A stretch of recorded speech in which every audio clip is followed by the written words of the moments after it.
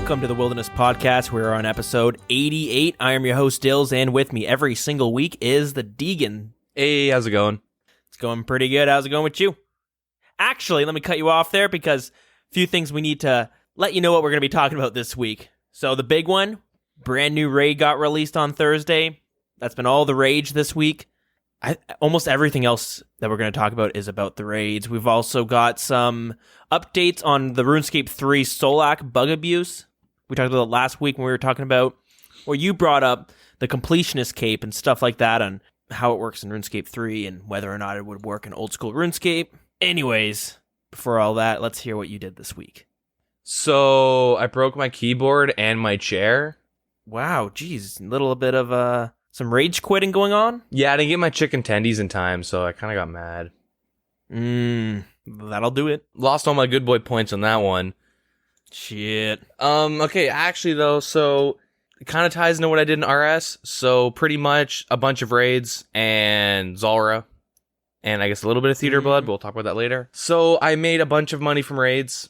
I don't even know how many splits I got. I got like 3 Dex splits, an Ancestral bottom split, Arcane split, all 4 ways. You're there for the 2 of the Dex scrolls, I think. Yeah, I was gonna say, you and I were doing some raiding early on in the week, and we got back-to-back Dex scrolls. So it was the first time I saw Unique in the raid. Yeah. And on top of that, we saw 2 in a row, which was fantastic, because I was really hurting on some cash. Yep. Really needed that, but I did a lot of like Slayer and stuff.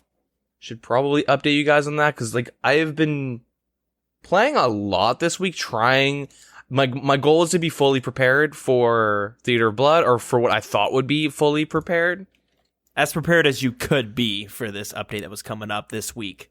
Yeah, with all the raid splits and the Zulrah and the other like random bossing I did, like in Slayer, I'm at 97 Slayer and 98 Magic. I got 800, well, a little bit under 900k Magic experience and 1 mil Slayer experience to go until I get levels in each of those. Almost max Magic. Bit of way to go for Slayer. Anyways, so this is where it loops into my keyboard breaking. I decided to dump a bunch of my money into getting 99 Prayer. That was my goal. I had a decent amount of cash, and I was doing Ensouled Heads for a while. I think I told people about that. Yep. But I like did the math, and I'll get 99 Magic way before I get 99 Slayer. So doing Ensouled Heads would net me 1.3 mil Magic experience while getting 99 Prayer. And it's like, it's really tedious. It's pretty fucking tedious if I'm being... I mean, I guess prayer training in general is tedious, but... Yeah, it depends. Now, how AFK is it? That's a huge factor when you're training skills in this game, especially long-term, up to 99. It depends how you train prayer. If you like to just use a bone on an altar and then go take a dump or something, just like walk away from the computer, it's a lot more, or a lot less AFK, because it's like, you gotta bank a lot. Well, I guess you have to bank with prayer, but that is, you know what I mean? Like, you gotta like get your Ensouled Heads, and you have to like use the fairy rings, and you have to drop them, and you gotta be quick to revive the, or reanimate the heads, or else, you know, people can see them and they'll jack your heads. Oh yeah? Well, they can. It's what, like, you gotta click like a couple times every 10 seconds. It's also dependent on your combat level, and if you're cannoning and whatnot. That does play a factor of like how AFK it is. True. But like when I was doing bones, because I decided, you know, I don't want to do Ensouled Heads because kind of like a waste of Magic experience, and I can get better rates if I just do prayer itself. If I like one tick the bones, which is like you can like in RuneLight, you can go to the menu configuration thing, and you can set it so you can left click your bones on use instead of burying, and you just go to an altar. That's and you just spam the bones onto the altar, and it's like way faster than just kind of AFKing it. Yeah, it like what, doubles the speed? Yeah, it's much faster. So I was like, all right, I'll just head to the Chaos Altar, and I'll just do that. And I think I said in the past, one of the main reasons why I was doing Ensouled Head is because I don't want to get PK'd. Even if I'm doing the suicide method, it's just annoying having a world hop and like blah, blah, blah, blah, blah. So what I would do is use a Chaos Altar, And because I get up like pretty early. I get up at like 6 in the morning. I've been getting up like I've been on a tight sleep schedule. Gotta get those good boy points. Yeah, it's not bad. I had my week off, and honestly, I've been getting up early every single day to play some RuneScape, and I love it. It's great. Yeah. I love being up before the sun's up and just gaming. I don't know what it is. Yeah, it's nice. Well, I know what it is for me at least. I don't get PK'd when I'm doing Chaos Altar. Like I'll do it for I would do it a couple hours, and then all of a sudden people are attacking me nonstop, which is kind of fun because it's a game of like how many redemptions can I get off and how long can I pray flick them, like change my prayers on them and get all my bones. And it's really nice if you can dump a whole inventory on an altar and live. They get pretty fucking mad. Do you find that the PKers there are kind of not very skilled? They're so fucking bad. Dude, they're so bad. I've died to them and I'm just like, I should just gear up and just wait there for someone. Like I've had dudes jump in with like full black D-hide and just MS like magic short bow shoot me and spec me. Where it's just like, what is this guy doing? I'm just all right, that's fine. Oh, I'm getting kind of low. I'll just use redemption. Okay, I'm back up. Let me tag the altar and get my prayer back. And that's why I would want to get an AGS. You just sit there, you wait for them to attack you, and then you just turn around, boom. You might be able to get a kill. I remember when I was doing the Chaos Altar, I would get PK'd a handful of times, but I got away almost every single time. And I was always like shocked, like, how I have nothing. How are they not killing me? And then I realized this is the place where I would go if I wanted to start PKing more often. Yeah, I mean, it's a good place to start learning, I guess. I've been doing the suicide method, and I'm not going to bring noted bones and shit. So what that is I use a burning amulet and a full inventory of bones, teleport to the lava maze, run to the altar, spam all my bones. Once I'm out, I just go up to the Chaos Fanatic. It's a little northeast. It's next to KVD layer. And then he just like 3-shots me or whatever. He kills me quickly, and then I just spawn at Edgeville because I bought the respawn there a while ago. Nice. And I just gear up and do it all over again. Anyways, eventually, during my Chaos Altar prayer training, I guess, all of a sudden, like, the buttons B, N, and dash just start getting spammed in my chat, and my screen starts spinning super quickly. This is looping to my keyboard breaking. Looping, nice. I didn't know what was going on. I've had this keyboard for, like, a pretty long time, and it was, like I said, it was early in the morning, so I'm, like, literally, like, listening to music, and I'm just, like, sipping my coffee. I'm just, like, leaning back in my chair, and I'm like, oh, what the fuck? Like, it happens actually out of nowhere. And I, like, did like 3 hours of taking apart my keyboard, trying to see if like they spill anything on it. No, I didn't spill anything. Is there like a crack in the circuit board? Like, what is going on? There's no magnets around my computer. I like tried it. So no chicken tendy breading fell into your keyboard. No, not this time. So I like plug it into my laptop. I'm like, okay, it's still going on. It was super weird. Like, I would hit the B button and it would turn off my computer. Like, all my keys got remapped to random shit. That sounds like the worst. The worst thing that could happen to your keyboard. It's just one of the buttons you press and your whole computer just shuts down. You're like, what the? Is it updating? I thought it was my computer because it would just turn off. But like, because what I would do is unplug my keyboard. Like, this is obviously after I log off on RS, but I open up Notepad and I just like I just like, you know, one like or tilde to equals Q to like close bracket. Like I just like swipe my fingers down the board trying to see which keys are fucked and just open up a notepad and see which ones go through. And then as I like get to B, my computer just instantly shuts off. I'm like, what? You're like, wow, that's unlucky. I got to do this all over again. Yeah. And so then I just like go and hit B and then boom, everything would go to shit. It was super weird. Like my keyboard had like a function button and I could like link that to my F12, and after I like held function hit F12 I could change the lighting system and the intensities and which keys are lit by using all my F keys. Like that played a part in this whole fucking fiasco where like I would be like hitting like 5 and it would be just like turning all my colors on as bright as possible and lighting up every single key. It was super annoying. Weird. Yeah, after like 3 hours, I just went downtown and then bought a keyboard, which sucks. I hate this keyboard. Like whatever though, it's whatever.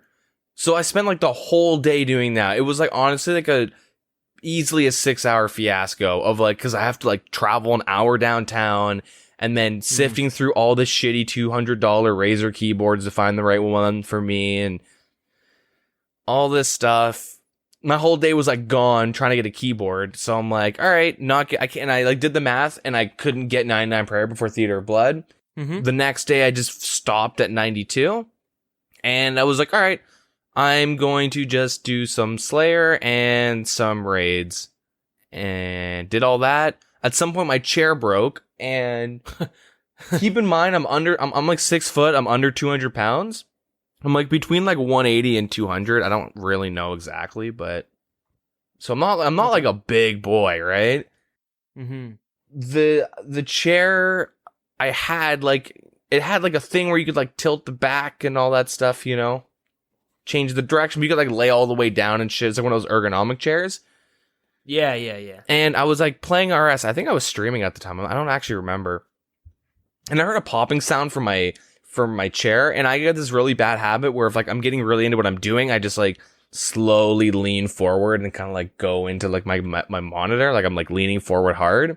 Nose pressed against the screen. Yeah, and like the back of my chair makes a popping sound, and I'm like, and I don't really think anything of it. I'm like, that's weird. And then I either died or something, and I went like, oh fuck, and I like went to go lay back, but the back of my chair was all the way down, so I like fucking fell back. I was like, you know, almost ate shit. Looked at my chair, and like some metal plate slipped, causing it to like strip the screw. And so I can't even like re-screw it back into my chair. And it's fucked, but I still have my old chair. Oh, that piece of shit. So no more clicking, but you might hear some rattling. Yeah, no problem. We both have the same, well, I guess we both had the same computer chairs. 'Cause they were like those typical gaming chairs that you will see streamers using or you'll see in competitive scene. But it's like a knockoff brand called Top Gamers. Oh yeah, dude. Well, we are some top gamers though, so it's pretty fitting. Top Gamer. Oh, you know, I guess defining me as the top gamer, which is kind of nice, but yeah, I have fallen, quite literally fallen off the throne. But they're okay. They're better than what I used to have, but they're not as good as I thought they would be. They're not as good as they looked. Honestly, going back to this old chair, I miss the lumbar support. True. Yeah, that thing's kind of nice. I know when I've thrown it my back like for the 7th time, that thing is kind of nice. It feels good to apply pressure to the back a bit. Man, we probably sound so fat. My chair breaks. You throw your back out like picking up stuff. People probably think we're just fucking some big boys. We're reserving like 2 seats each on a plane. That's why we're not going to RuneFest. It's too much money. Yeah. We have to sit on opposite sides of the plane to balance it out. Anyways, I don't know if I don't know if we should talk about. I guess we'll just talk about our experience with Theater of Blood when we like talk about the update itself. So I don't know if I've mentioned it before, but my overall goal, like especially now where I'm really pushing for it, is to sell off my bank minus my Anguish, Pegasian, and Dragon Warhammer. I'm gonna sell and I guess my food. That's probably a good thing to keep. I'm gonna sell everything in my bank, and I'm going to buy a Twisted Bow. All right. And so I've been grinding hard for that. I'm so close, but so far. I'm rounding upwards, but I think I'm like 300 mil off as of right now. Now, are you doing this to kind of give yourself a different way of playing the game? Like it'll kind of change your play style? Or are you doing it because it's one of the most efficient ways of building up money? I've never met anyone that has bought a T-Bow and then rebuilt using one. I know a couple people that want to do that. Like someone I raid with, like one of my buddies, he has the exact same goal, sell off bank. He might be keeping more items than me, but you know, sell off the majority of his bank, buy a T-Bow, and rebuild. I don't know if it's efficient, but it sounds kind of fun. It sounds like it'll be fun for a while, but then eventually just like, I just so sick of using just this one weapon and fighting these handful of bosses, right? Because I'm assuming you're kind of restricted on what you can kill with that. It sure can kill a lot, but there's probably some bosses you're not going to be able to do. Well, I did a bunch of Slayer, and I stopped on a Cerberus task, so that there's one boss I can kill at least like 150 times or 130 times, whatever the length of that task is. Plus, I have a bunch of points saved up. So if I want to farm Cerberus, because you use Twisted Bow and Cerberus, Okay. balance by the way, I can just cycle a bunch of tasks until I get another one. But my plan would be Zulrah and Zilyana until I get the Zilyana pet. Then I would move over to the Zamorak boss. True. You know, that's the only boss I've never actually fought yet. Zamorak? Yeah. Yeah, he sucks. Don't fight him. I will when I get a Greater Demons task. Don't do it. It's not worth it. I'm getting to that point, though. Trust me. It's worse than, like, you know how, like, if you're soloing Bandos, you can, like, get 3 kills? 1 to 3? With, like, Zamorak, it's the same thing, but you have to waste more. Like, you have to bring, like, Sandfuse and shit. That boss sucks. I've gotten a couple boss tasks, and I, like, get 3 krills, and I just hope to God I don't have to go kill a million imps, so I can do 1 kill and then re-gear. Because he can just combo you out for 70s. Anyways, there's probably a bunch of shit I'm forgetting about. Oh, actually, last thing. I've been doing some weird little flips, right? I'll talk about this now because it's kind of over, but... Are these the flips that you mentioned last week that you refused to tell us what they were? Yeah. Oh, are you going to tell us? Yeah. No. Okay, I'll probably regret it, but fuck it. So, the first one wasn't actually my idea. Someone mentioned it to me, and I was like, I'll keep my eye on it, which is the Apharides Aids. It's the opal, it's the red topaz ring that lets you do more damage to vampires, or lets any weapon do damage to vampires. Ah, interesting. Normally, you'd use it for treble tracking. Okay, yeah. That's its main use. At the time, the margins like probably aren't the same. I've been keeping track of it, and it haven't been the same for a while. But there was a couple days where I was buying them for 300, selling them for 4K.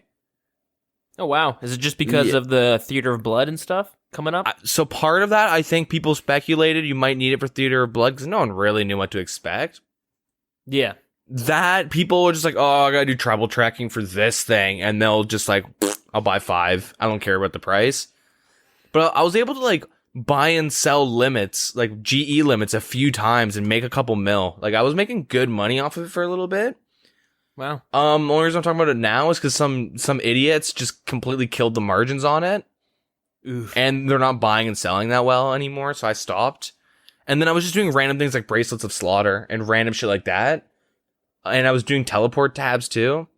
And I was making some decent money, but more importantly, on Wednesday night, the night before the raid, Yep. night before the update, Theater of Blood, I was gonna go to bed. I'm like, wait a minute, I should go sell off my raids 1 tab. I should just get rid of all my Zarek shit, because you never know if I need what I will need money for, because we don't know what we have to buy. There are some items I'm missing. Anyways, so I went to go sell off my shit, and I realized I couldn't sell things for half the price. Probably a lot of people have the same ideas of you. Yeah, well, that's the thing. Everyone's selling off their raids tabs, and like you don't care if you have 50 things to sell, or not 50, but if you have like 20 things to sell, you like people are just like one price for everything, pretty much. They just want it out of their bank. They're not even really paying attention to how much they're making. They just want to get as much money as possible. Yep. So I didn't sell. I kept most of it, but fuck, I had it all written down. Anyways, I ended up buying a shit ton of dynamite for 300 GP, which they go, like, normally they go for like 600 plus, 600, 670. If you look at the GE tracker. Yeah, like 600. They dipped down to like 400 and shit apparently, but I bought some at like 300 and like in the low 300s. Wow. Yeah, I bought like a couple thousand. I bought like 6,000 or 7,000 Quorums for under 2K, and I sold them for like almost 2,100 or like 2,050. Like I flipped a bunch of Quorums. I flipped like almost 10,000 mahogany planks. I bought a bunch for like 1,500 and sold them for 2K each.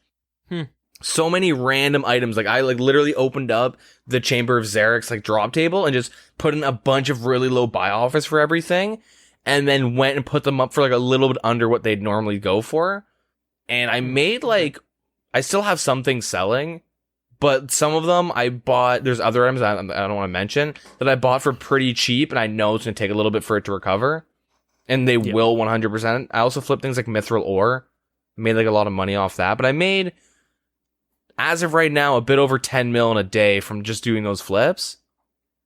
Okay. Which is pretty nice. My other idea, which I normally think of doing, but I never have the money, and it's something I've noticed, is when there's new PVM content, the BGS goes up in price and the Warhammer goes up in price. I feel like the Bandos Godsword goes up because it's like a budget Dragon Warhammer, and a lot of people that are like lower levels that just want to see if they can do it will buy one. Yeah, exactly. Yep. And I am so pissed because I could have bought like 3 or 4. I had like 40 or 50 mil just chilling. And I was planning on putting a couple buy offers for like 10.5 mil. And just, if they go through, dope. I'll just try and sell them for like 13 mil. That didn't end up happening. I just bought like a bunch of like Raids 1 supplies. And then I stocked up on like food and shit and a bunch of random things. And then went to bed. And the BGS like peaked. People were selling them for 70 or whoa. Sorry. People were selling them for like 23 mil. That's where it peaked around 23. So I could have literally doubled my money at the GE. Yeah, we'll probably go more into detail about that, but like there are some cases where the BGS is kind of better than the Dragon Warhammer. Another example is it might not be better, but it's more accurate in a lot of cases. And like for Bandos, you're going to be hitting, for the Bandos boss, you're going to be hitting so much more often with the BGS than you will with the Dragon Warhammer. Yeah. But there's typical items that I've noticed in supply, like specific weird supplies I noticed that tend to go down really, really low 2 weeks before the update, where it's like, why are these good, or is no one stocking up? And then boom, like sharks went down to like 600 GP each for a little bit, and then they hit over 800. And like for Vorkath, I told you guys, I like flipped over 100,000 sharks and made a lot of money off that. I could have made way more money this time around off sharks. Well, I know I bought some when they were down to 600 just because I was doing PVM stuff. And then I ran out. I went to go buy it, I think, after Theater of Blood just because I needed some more food. Went to go buy it, realized there were 800. And I was like, what? Yeah. And then I go check manta rays, and manta rays were like barely more than the sharks, right? Because usually sharks is the default. Like people are just used to using sharks as the food. Yeah, old habits die hard. It's like, I'm gonna go buy a bunch of sharks. Okay. Oh, they're more than anglers? I mean, they're not, but they're more than anglers? Fuck it. That's never happened, but it's just whatever. It's an example. But when you see it, you'll like this week you saw sharks get pretty close in price to the manta rays, and manta rays are 1, harder to get, and 2, they give you 22 HP over sharks giving you 20. Pretty crazy. So I'm still doing a lot of flips and stuff. I'm trying to do like everything I can except for my dailies to make money because I can't be asked to do dailies. Yeah, there's some that I agree with you. I tried to do my Nightmare Zone boxes, my herb boxes, because I've AFK'd it a couple times, or I've AFK'd it quite a bit when I'm trying to level up my skills, and now I got all these points accumulated, and I don't want them just sitting there. You know, may as well just start spending it until I realize, shit, I should have saved that for some of the rings that I need to get. Yeah. I like 13 or 14 mil points, but I want to imbue every single Slay helmet, every recolor and stuff. That's like 1.3 each. I've done that. I got one more Slayer helmet to get. So I'm kind of stingy with that, but I'm honestly, I'm just lazy. I should probably be doing like my miscellaneous and my battle staves and shit, but can't be bothered. Anyways, that's enough about me. I think I might cut you off if I remember something because I've done that before. Anyways, what'd you do this week? No, that's just the way she goes. All right, so my week. Well, I mentioned before that I had the week off, just booked off vacation. I had a few things I needed to do, like real life stuff, and then on top of that, with Theater of Blood coming, I was like, it'd be kind of nice to kind of kick back, play a bunch of RuneScape, get kind of prepared for that, and just have a little staycation. I needed a break from work, so that's been pretty nice. But honestly, I'm trying to think what I did. I did a bunch of Slayer. I'm also at 97 Slayer. We're probably still like neck and neck with experience. And I got like 97 magic. Just a bunch of random things. Noise. Yeah, I had some Vorkath. Did some of that. I find Vorkath soul draining. I don't know what it is, but something about it just makes me like, I'll do a couple runs and then I'm just like, I find myself AFKing right outside of where the Vorkath layer is. And then I'm like reading Reddit, or I'm on like YouTube, or I'm just browsing random things. I'm just doing nothing. and I don't really know what it is. Part of me thinks that like comparing Vorkath with Zulrah, because they're kind of similar as in like GP per hour, and they're soloable bosses, or they are solo only. Yeah, they're like money-making bosses, yeah. Yeah, but they're both great money, but they're kind of different. With Zulrah, I find you have to think more, I guess. You got to pay attention to where these poison spawns are going, like this poison gas. You got to find the opening. Whereas Vorkath, he's kind of got like a couple moves you need to watch out for. You're basically AFKing the boss, but you have to be paying attention because for some reason, the second you look at your other monitor or your other window, it's the moment that Vorkath is going to be shooting his fireball that's going to one-shot you. In order to avoid that damage, you got to move 2 squares over. Yeah. But it just seems like any time you wanted to like, okay, I've been kind of AFKing basically this fight. He hasn't done anything. Let me quickly glance over at my other screen. Maybe I'm playing RuneScape on another account. Let me just get that other account going. Look over, and you're getting hit for 99 damage, and you're dead. And I'm dead, yeah. Yeah, that's kind of brutal. I don't know, it just got me thinking about the way the drop tables are, because they're both really good money per hour. Vorkath has, like, every kill you're getting well over 100k worth of loot. On top of that, there's a handful of uniques that are worth quite a bit. There's one unique in particular that's not worth anything. That item's the Dragon Bow necklace. It's actually 600k, which is a lot more than I kind of would expect it to go for, but the uniques on the Vorkath drop table are so much more rare than they are on the Zulrah drop table. They're like 1 in 1,000 for Vorkath. Sure, you can get a drop that's worth like 70 mil, but that's like 1 in 5,000. Like something. Yeah, one ridiculous. unique is 1 in 1,000, and the other 2 are 1 in 5,000. Yeah, which is like the same drop rate as most pets are for bosses. So it's pretty crazy. Whereas Zulrah, I'm pretty sure it's like a 1 in like 258. I'm gonna look it up real quick. 1 in 512. And that's the fangs, right? The fangs and the onyx. And the onyx. There's 4 of them. And the visage?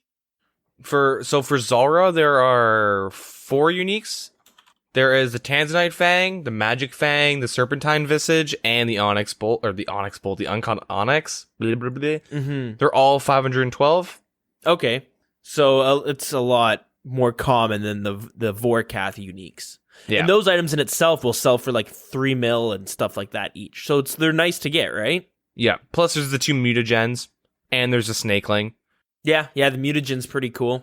Minus Pet and Jar, but there's the Tanzanite and the Magma mutagens, which are 1 in 6.5k. Right, yeah, okay. So that's pretty cool. So I think the difference in why Vorkath isn't as exciting as Zulrah, you're there to farm the more common drops, which Zulrah is kind of similar in that sense, but the thing is like, I'm not expecting to get any unique. If I do, cool, whatever. That would be exciting. But you're just not expecting it. Whereas Zulrah, you're kind of like, there's a chance I could get one of the rare drops. Yeah, on average is what, 1 in 124? 1 in 128. Jesus, I can't speak. On average, I believe it's 1 in 128. You'll get a unique. That's awesome. You know what I mean? That's really, yeah, that can keep you going. Yeah. My experience with both of them, Vorkath, it's like you just sit there and every 6 hits, you're like, oh, here comes his, like, crab. Because he does 6 hits in between, like, the crab thingy or, like, the machine gun fireball stuff. Yeah. And you're like, oh, now I gotta just deal with this. Okay, cool. We're good. And then Zulrah is like, okay, where am I in the rotation? I completely forgot. Oh, for fuck's sakes. Like, Zulrah's, like, way more, you kind of have to know where you are within the rotation. Like, it's a lot of muscle memory, but keep in mind I only started doing Zulrah like off task after I got max gear for it. Okay, yeah, fair enough. And I haven't touched Zulrah since I started doing them like months and months ago. I had like 15 kills or something under my belt from like, using Void and shit when I was a lower level. I didn't really farm them when I was low, but now I'm doing it with like max gear and the POH and the shortcut and stuff like that. Yeah, for sure, definitely. You can kind of brute force your mistakes. You hit them like for 40s and shit with your trident and you make a mistake. It's not that big of a deal. as opposed to being like a lower level. You're like, oh shit, I can't kill him. I'm gonna die. Yeah. Yeah, exactly. Yeah, besides that, we touched on earlier how we did some raiding. I got the back-to-back drop with you and got the Dexterous scrolls. That was exciting and fun. Raiding's a lot of fun. I'm really enjoying that. I tried it's not like, I guess kind of a pug group, like a pickup group, which is like term used in a lot of MMO games when you basically play with randoms. Yeah. One person was from the CC, whereas the other ones were from a Discord group called We Do Raids. Yep. And it went a lot better than I expected it to, because like we weren't on voice chat, except for me and that other guy, but it went a lot more smooth than I kind of expected. I kind of got some shit for not knowing to run the head, which is a term you've heard Deegan say a bunch, so you get a little bit of shit for stuff like that if you're not, top notch. When in doubt, say, I'm mage hand, and just stand at the mage hand. It's so fucking easy. That's exactly what I did. Because, the difference is, whenever I'm in a group, I'm usually with your group, so Deegan, you kind of have your own little raiding group, and they're all much better than me. It's nice. Yeah, and they're like, and you're much better than me. So you know what I mean? In the hierarchy of things, I'm just like low bottom. So when I go there, I'm basically told to go do the things that nobody else wants to do. For the most part, are the things that are like, just go stand over in that corner and do that. Just don't worry about anything else. Don't try to do anything that might mess us up. That's exactly the role I like to take. It's nice. But when you fuck up, it feels pretty bad. You're like, you had one job, just move when you see the spikes under your feet. You're like, well, come on, I'm typing to someone on Discord. What the fuck? Exactly. I'm trimming my toenails. Come on, guys. Nice. So yeah, when I'm doing it with the other players and stuff, I'm like, we get to like the resource gathering room and I have no idea what I'm supposed to be doing because half the time I'm just doing what your group is telling me to do, which is always the same thing, which is just pick herbs. So I'm just doing that. And then people are just like, aren't you going to make any potions? And I'm like, I don't know. Do you guys want me to make potions? Tell me what the fuck to do, because otherwise I'm just going to keep picking herbs until we have like 4,000 of them.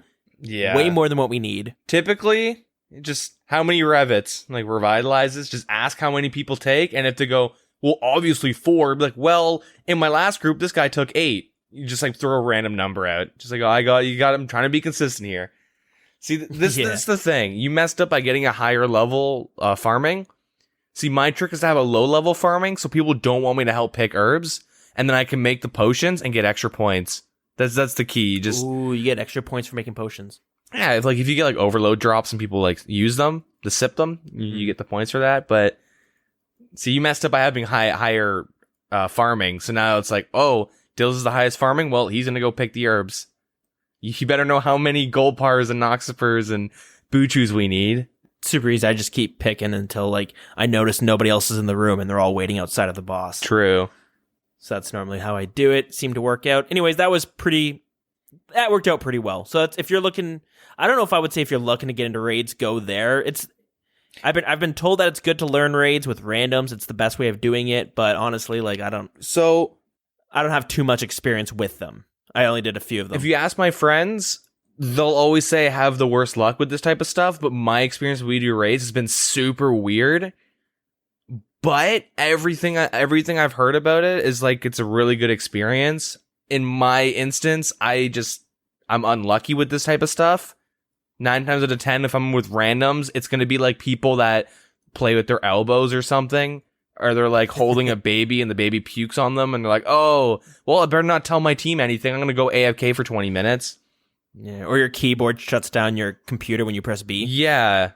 Yeah, I hit F4 to go to my equipment tab and my computer just shuts down. You can do We Do Raid learner. They do learner sessions where like if you don't know anything, as long as you have the gear, I think it's on Saturdays, you can go in and you'll raid with a bunch of people that have no idea what they're doing.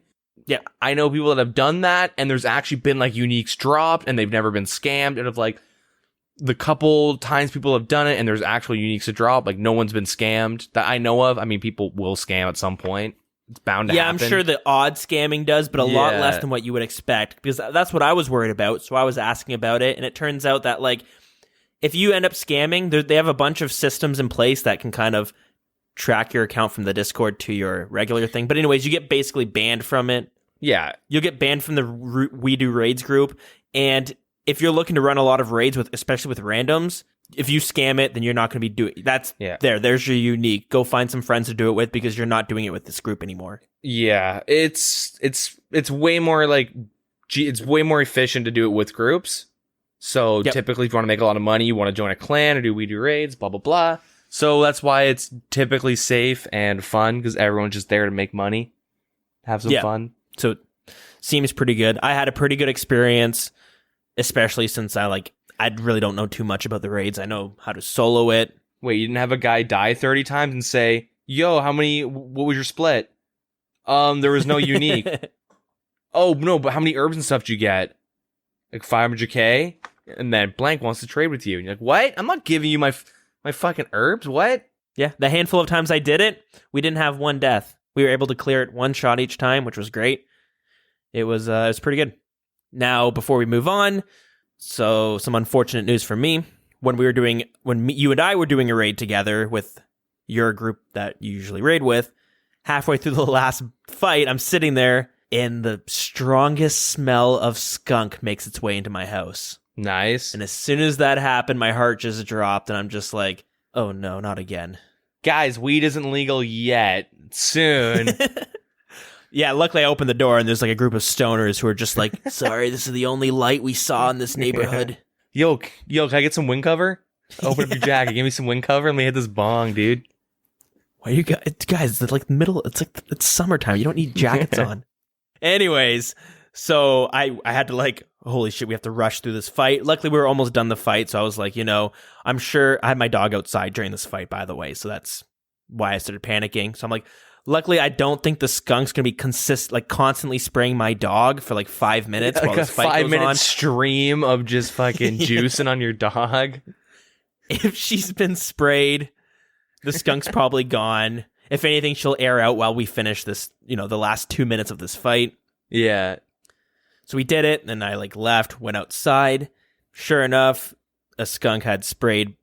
Luckily, it didn't spray directly on my dog because I couldn't find last time when it happened, her face was completely yellow. She was squinting and blinking. It was bad. Luckily, this time she smelled a little bit, but I couldn't see any of it on her. Gave her a quick wash. She was good to go. Turns out, now this is what's weird. I had a wheelbarrow up against the fence because I'm building a deck in my backyard, so it's kind of just sitting there. The next morning, there was a giant puddle in that wheelbarrow, and it was a really strong smell from it. And I kind of realized it hadn't rained in a couple days, so I didn't know where this water came from. So I guess the skunk sprayed the wheelbarrow. I have no idea what happened there. You think it was just collecting its juices? It was just having its own little bath. Saving up for the summer? Kind of well, it's related, but not RuneScape related. Do you think the skunk spray tastes really bad, or you think it just smells bad? What if your mouth's open and you get hit? Oh, it's got to be bad. I was reading about it that even being in the area of it being sprayed, a dog might vomit a bunch. I did notice with my dog though, she was drooling a lot, a bunch of drool was coming down, so I kind of panicked, and then I go on the internet, Google all these articles about what to do or what symptoms of being skunked are. Your dog is just fucked up, getting stoned as fuck off that skunk. Shit, sticky icky. They seem to drool a bunch, which is kind of common. It's nothing that's deadly, but skunks are what a bizarre creature. I mean, Ontario, we have a lot of skunks. I think I've mentioned it before. But yeah, there's skunks that hang out in the front of my apartment building. You just walk out and there's one just laying down, and you're like, and there's always an old person just sitting on a bench looking at it, and you're like, that you're just playing with fire, god damn it. you see some elderly person just getting sprayed. You're like, dude. Oh, dearie. Oh, stop it. Oh. Oh, heavens. Anyways, that's another little skunk experience. It's happened while I was raiding, so that's why I wanted to bring it up. Kind of sucked. And then lastly, I've been kind of AFKing on my pure, getting his strength up because me and another person in the clan chat, we decided to have a little pure fight. I realized how terrible I am at PKing again, but this time on a pure. 2, I realized that my account is kind of a cool account because he's a barrel chest anchor pure. He has 52 prayer and 60 attack, but he only had 50 strength because I basically got the bare minimum stats in order to get that, which means he was level 53 and I had 49 health. I had no health at all. Someone could easily spec me out with a granite maul. So I've been training him, currently at 65 strength and like 60 health.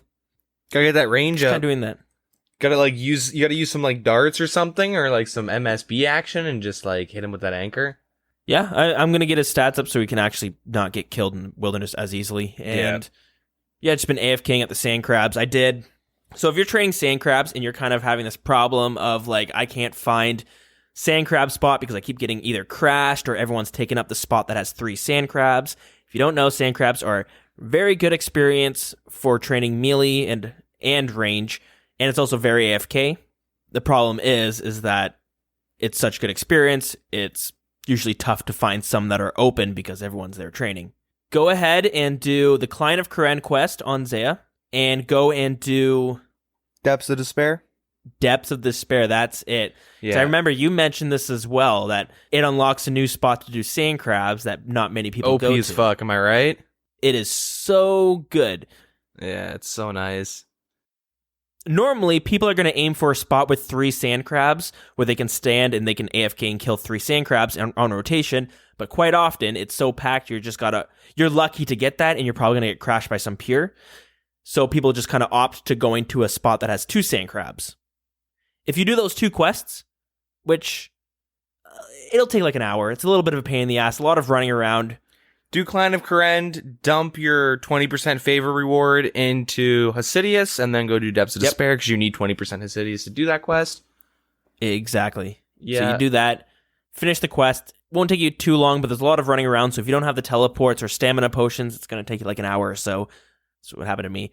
But they're super easy to do. Do Depths of Despair, and unlocks a new cave, and that cave has a bunch of sand crabs in it, but it has a spot with 4 sand crabs.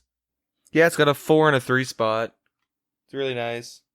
I've been going there, and for the past 4 or 5 days I've been doing it. I'll be surprised if I see even one person in that cave.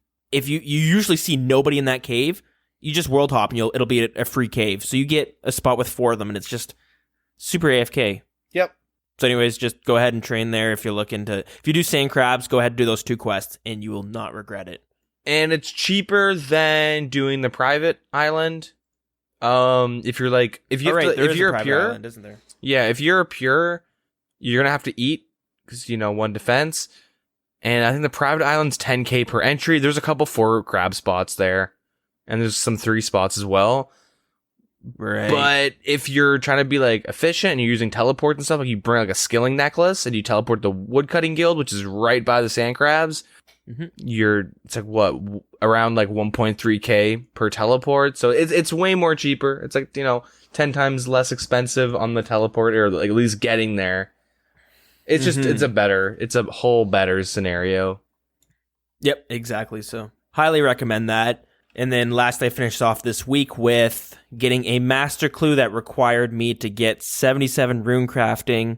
So I'm going to do that until I get super bored of rune crafting and decide to just boost for that level. So I'm at 73 currently.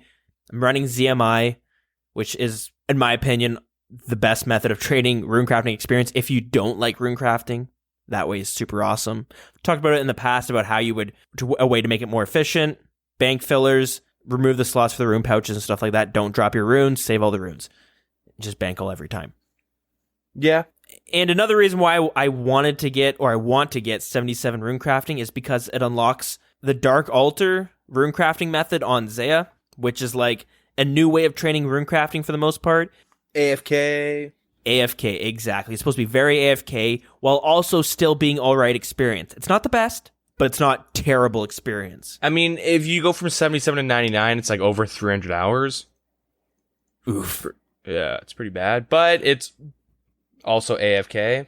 Which is hugely important. Some of those skills, they're kind of brutal to do, but if you're... Yeah, AFKing is pretty boring. But if you're playing a game on the side, let's pretend a new Fallout game is coming out, and you have 2 monitors, and you want to play for the new Fallout game. Wow, would you look at that? You've sunk 50 hours into Fallout while also sinking 50 hours into rune crafting. Yep. That's another reason why I'm like, okay, I'm going to follow through and try to get as close to level 77 as possible until I give up. Another problem, though, is that means I'm going to have to level agility, thieving, fletching, hunter, and prayer, and smithing, and crafting. Did I mention crafting? I think I did. I gotta level all those up if I want to continue getting my Tears of Guthix experience back into runecrafting. Damn, dude. Yikes. I'm sure I'm missing something else, but let's move her on to the big news of the week.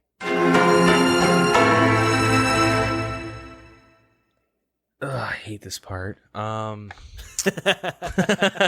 I hate doing this stupid podcast. Okay, so the new update, I guess you guys have waited an hour to hear about, is the Theater of Blood, Raids 2. They don't like calling it Raids 2, but we're calling it Raids 2. TOB. Yeah, can we call it TOB? I much prefer that term. It sounds silly calling it R2. The only thing I don't like is you have to call it TOB, and then you have to call Raids 1 COX, like COX. I like that. And you're like, anyone down for some COX? And someone's like, yeah, dude. Like, you're gonna get those. I mean, I've made those comments. So if I'm doing it, someone else is gonna do it. Of course, and that person's not even gonna be geared for the raid, so you're just like, motherfucker, you're not even answering my question. Yeah. Theater of Blood, it is new raids, and it is southeast of Port Phasmatis. There's like a new area in like the whole Mire Ditch area, I guess. Yeah, it's like a vampire-themed raid if you've been living under a rock. Yeah. Sorry, it's in the Sanguinesti region, east of the Mire Ditch. Right. Correction. We're correcting during the episodes now. Perfect. Yeah, these are a bunch of names of regions that you would have only ever gone there one time to do a quest for. Suddenly there's another reason to go there. Yeah. So Theater of Blood is a linear progression raid, so it's more similar to the traditional MMOs where it's a set like list of bosses and you'll start from boss 1 and you'll work your way to the end. Yeah, it is very team oriented, team heavy focused. You can get there if you use the boat at Port Phasmatis for 10k. If you've done a Taste of Hope though, you do get a teleport. The necklace that brings you directly to the theater, and the necklace does look kind of good for that fashionscape. That new weapon? Damn. It is important to mention if you are planning to do a bunch of these raids, that quest is like basically a must because you do not want to be trekking, you know what I mean? Trekking over there from Port Phasmatis or whatever. Yeah, so the main difference between A Taste of Hope and Xerix is that there's no skilling involved in the Theater of Blood. Yep. In Xerix, it's kind of like Dungeoneering Light. Like, there's like you skilling, and there's like, you know, you're scouting these, and there's a different rotation. You gotta like, you know, jump in and out of the raid. You get the right layout. Like, for Theater of Blood, it's just set. These are the 5 bosses you do, and here you go. That being said, the maximum group is 5, and it's geared between 3 to 5 people.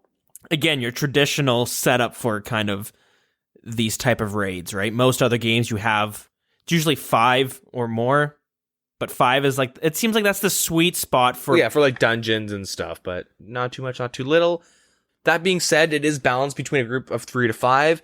It is possible to solo it, like it's not impossible. The way the raids scale is very different to how Xerix was. Xerix was, if there's more people, depending on how many people, there'll be like more monsters to fight. They'll like hit harder. They'll have more health. Like everything's more with scaling.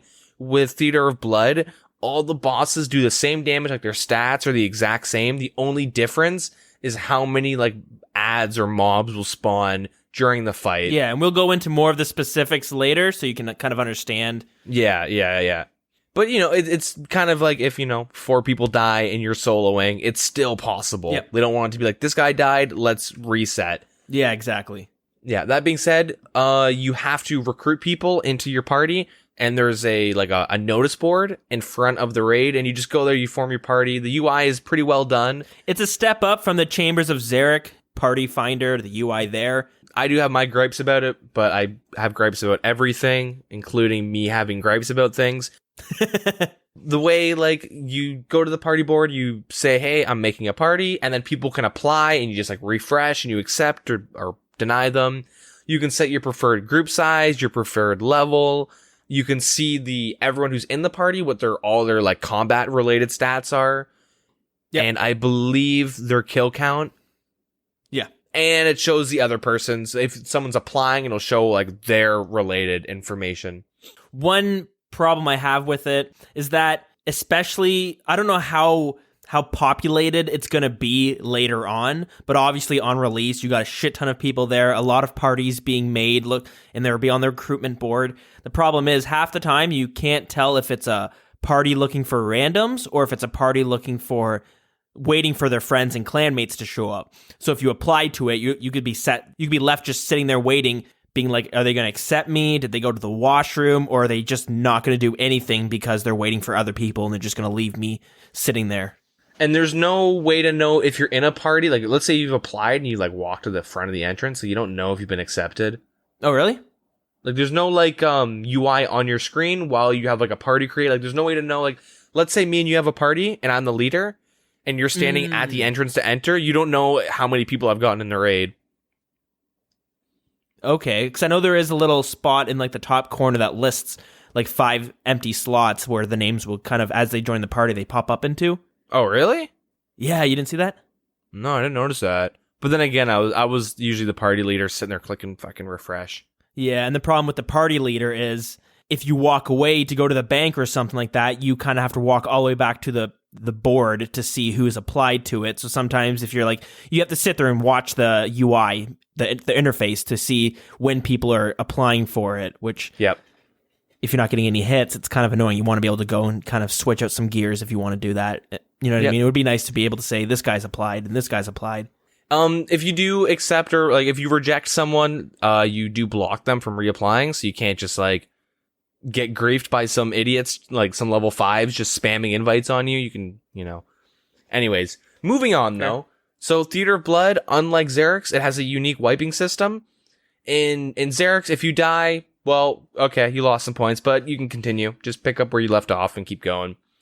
Yeah, exactly. Which makes it great for soloing because you get to a boss, you can die 20 times and the boss you'll eventually kill it. He'll slowly go down in the percentage of health he has. You just might not get a reward, but you'll complete it. So in the Theater of Blood, they have a unique wiping system, which actually I think it's unique to all MMOs. I don't know any MMOs have something similar to this, but they have a wipe state and a purgatory state.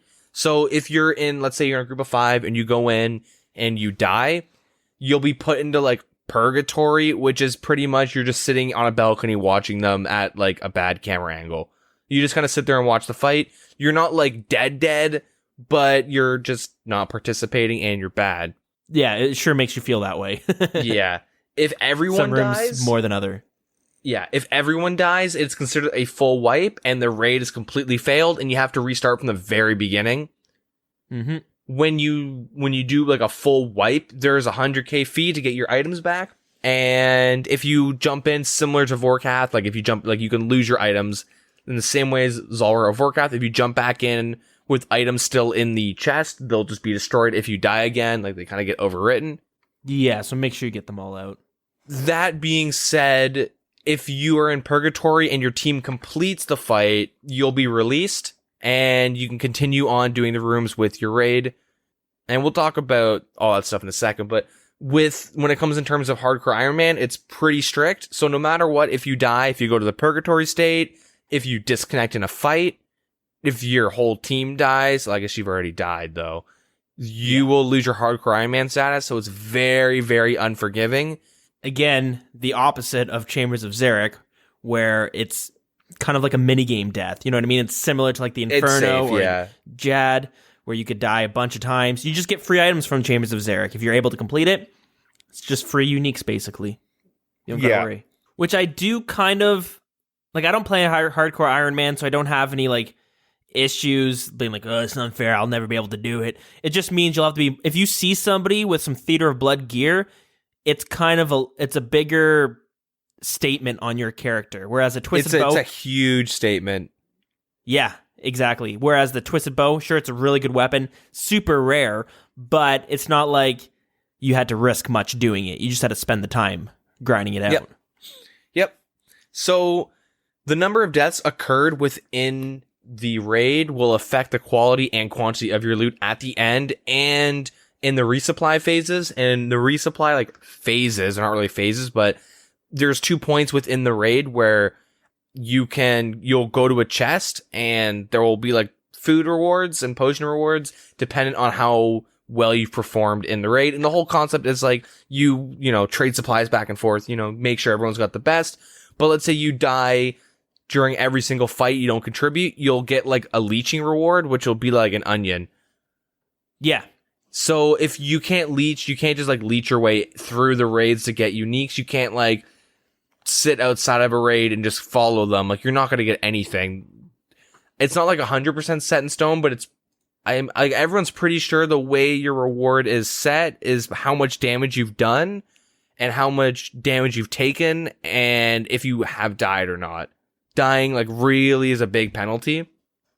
Yeah, exactly. And this makes it so you really don't want to die because, one, you're not helping your team kill the boss faster and stuff like that, but also you can't supply your team with resources. You know or what I mean? yourself, yeah, or yourself. You're just kind of holding your team back by a lot.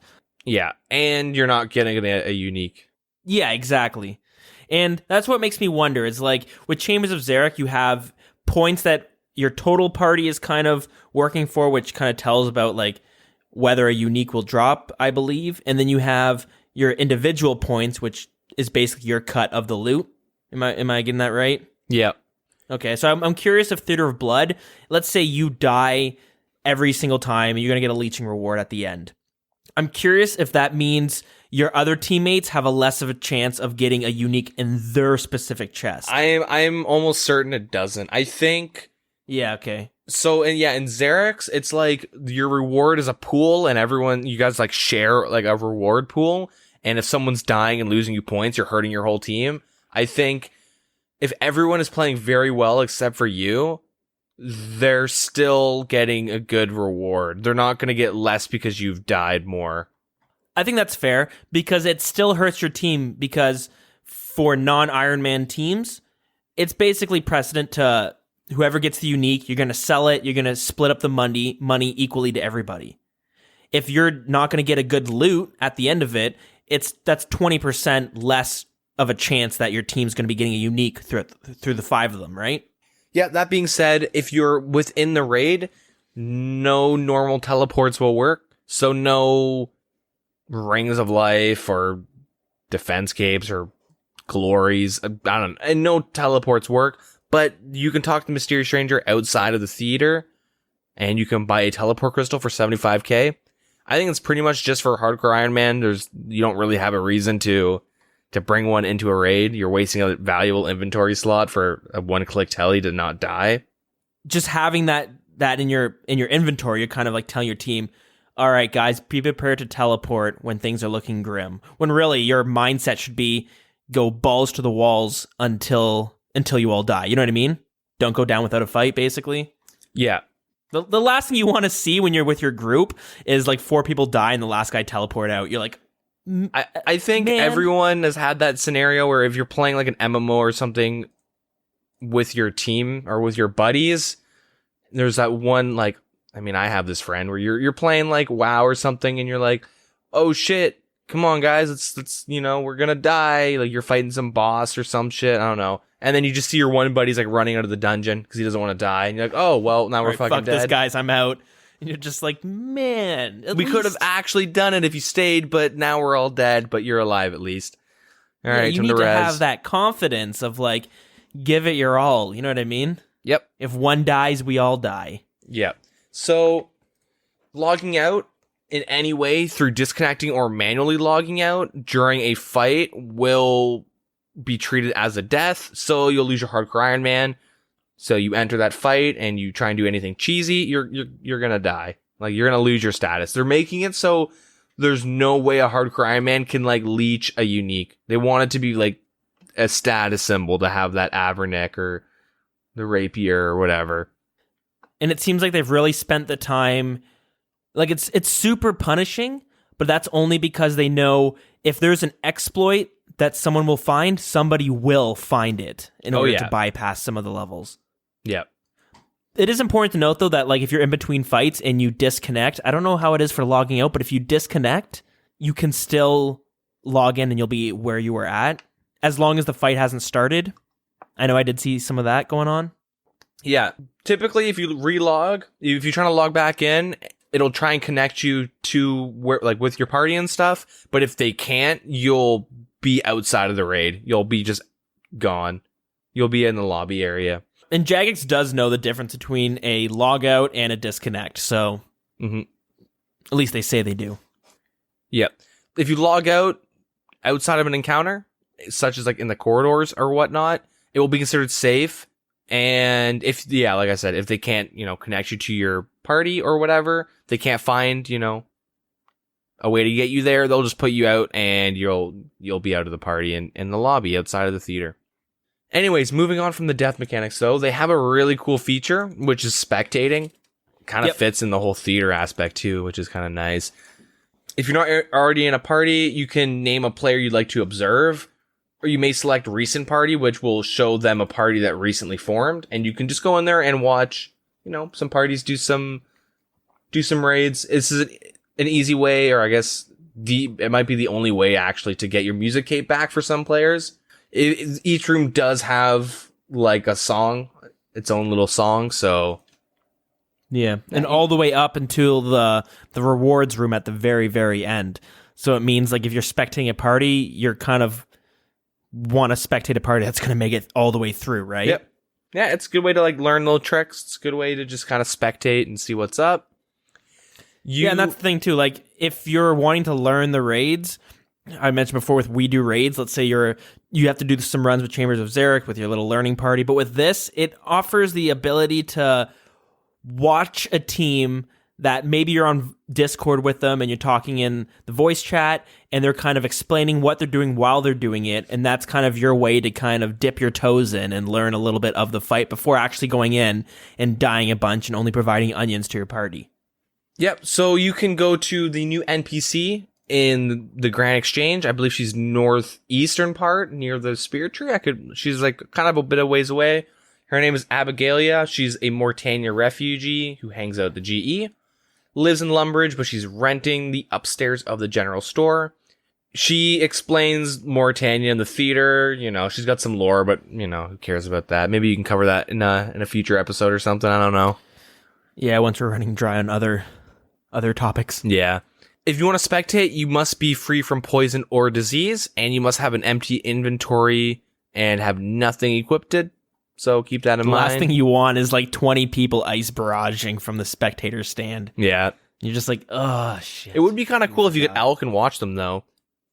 Alking, yeah, that's true. That would make it a great spot. You know what I mean? You see a lot of people, I don't know if they still do back in the day, back in like the 2005 era, you'd always see people either alking at the dueling arena watching it. You'd see people alking near the wilderness by Edgeville, or in Edgeville by the wilderness. They'd be alking and watching fights, or they'll be at the fight caves. Back when that mini game was actually populated, you'd have people just alking and they'd jump into the game, but they'd just be alking and watching people fight. Yeah. But I guess they went super hard on, this isn't really punishing, but they're eliminating any possible way that somebody could figure out a bug or an exploit and cause problems. That's it for that stuff. I think we're all kind of waiting for the list of rewards that you can get, the new items that have come into the game. So first of all, there's two new potions. There's the Bastion potion and the Battle Mage potion. The Bastion is a range and defense potion. It's as good as a ranging potion and a super defense, just kind of put together. Requires 80 Herblore, and you need a Vial of Blood, a Catentine, a Wine of Zamorak, and you'll get 155 Herblore experience for that potion. The Battle Mage potion is a magic and super defense put together. 80 Herblore, Vial of Blood, Catentine, and Potato Cactus, and you get 155 Herblore experience for making it. Yeah, it's the super combat potion version for range and magic. Let me backtrack a little bit because we kind of brushed over some of this lore here. Oh, yeah. Do it up. The vampires have long believed that there is great power in blood, a belief that has only increased with their recent experiments with Hail Malchemy. Words are hard.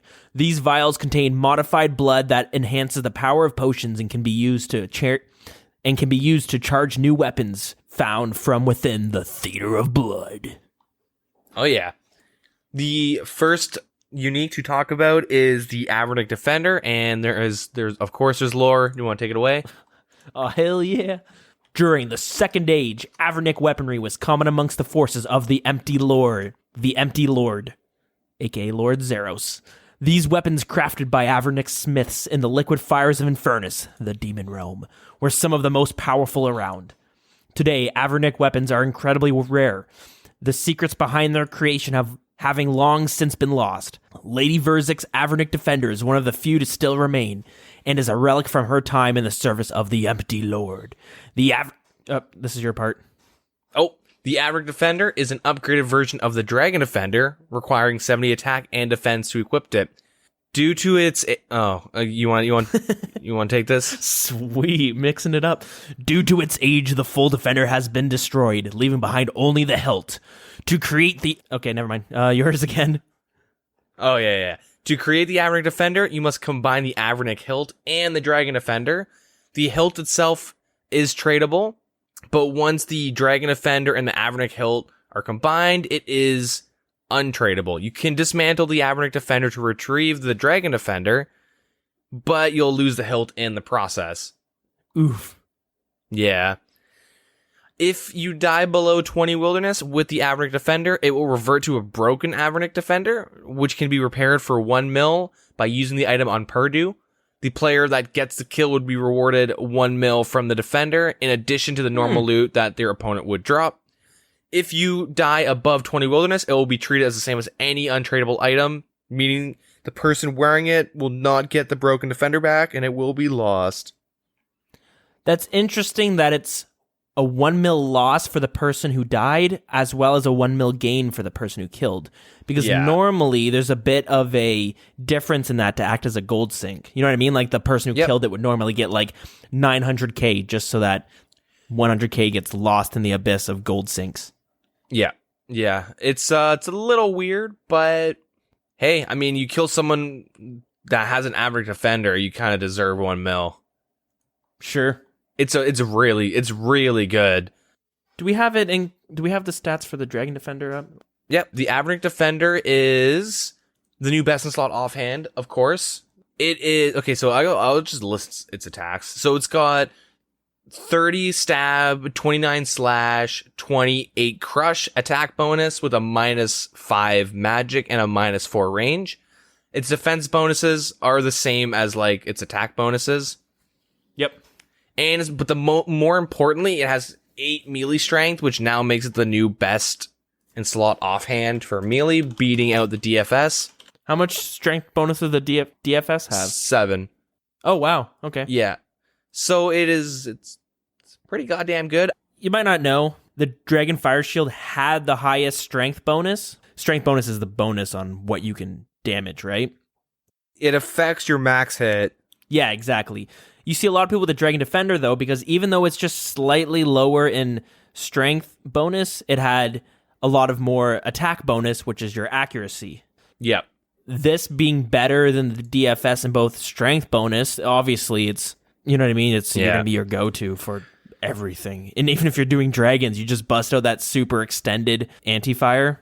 Is that what it's called? Superior? Whatever it is. The new anti-fire that came out with Vorkath.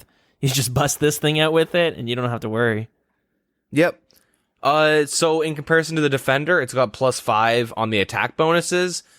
It's got more negative on mage and range, but for the melee, it's an extra 5, and same thing with the defense, and 2 strength. So it's pretty good.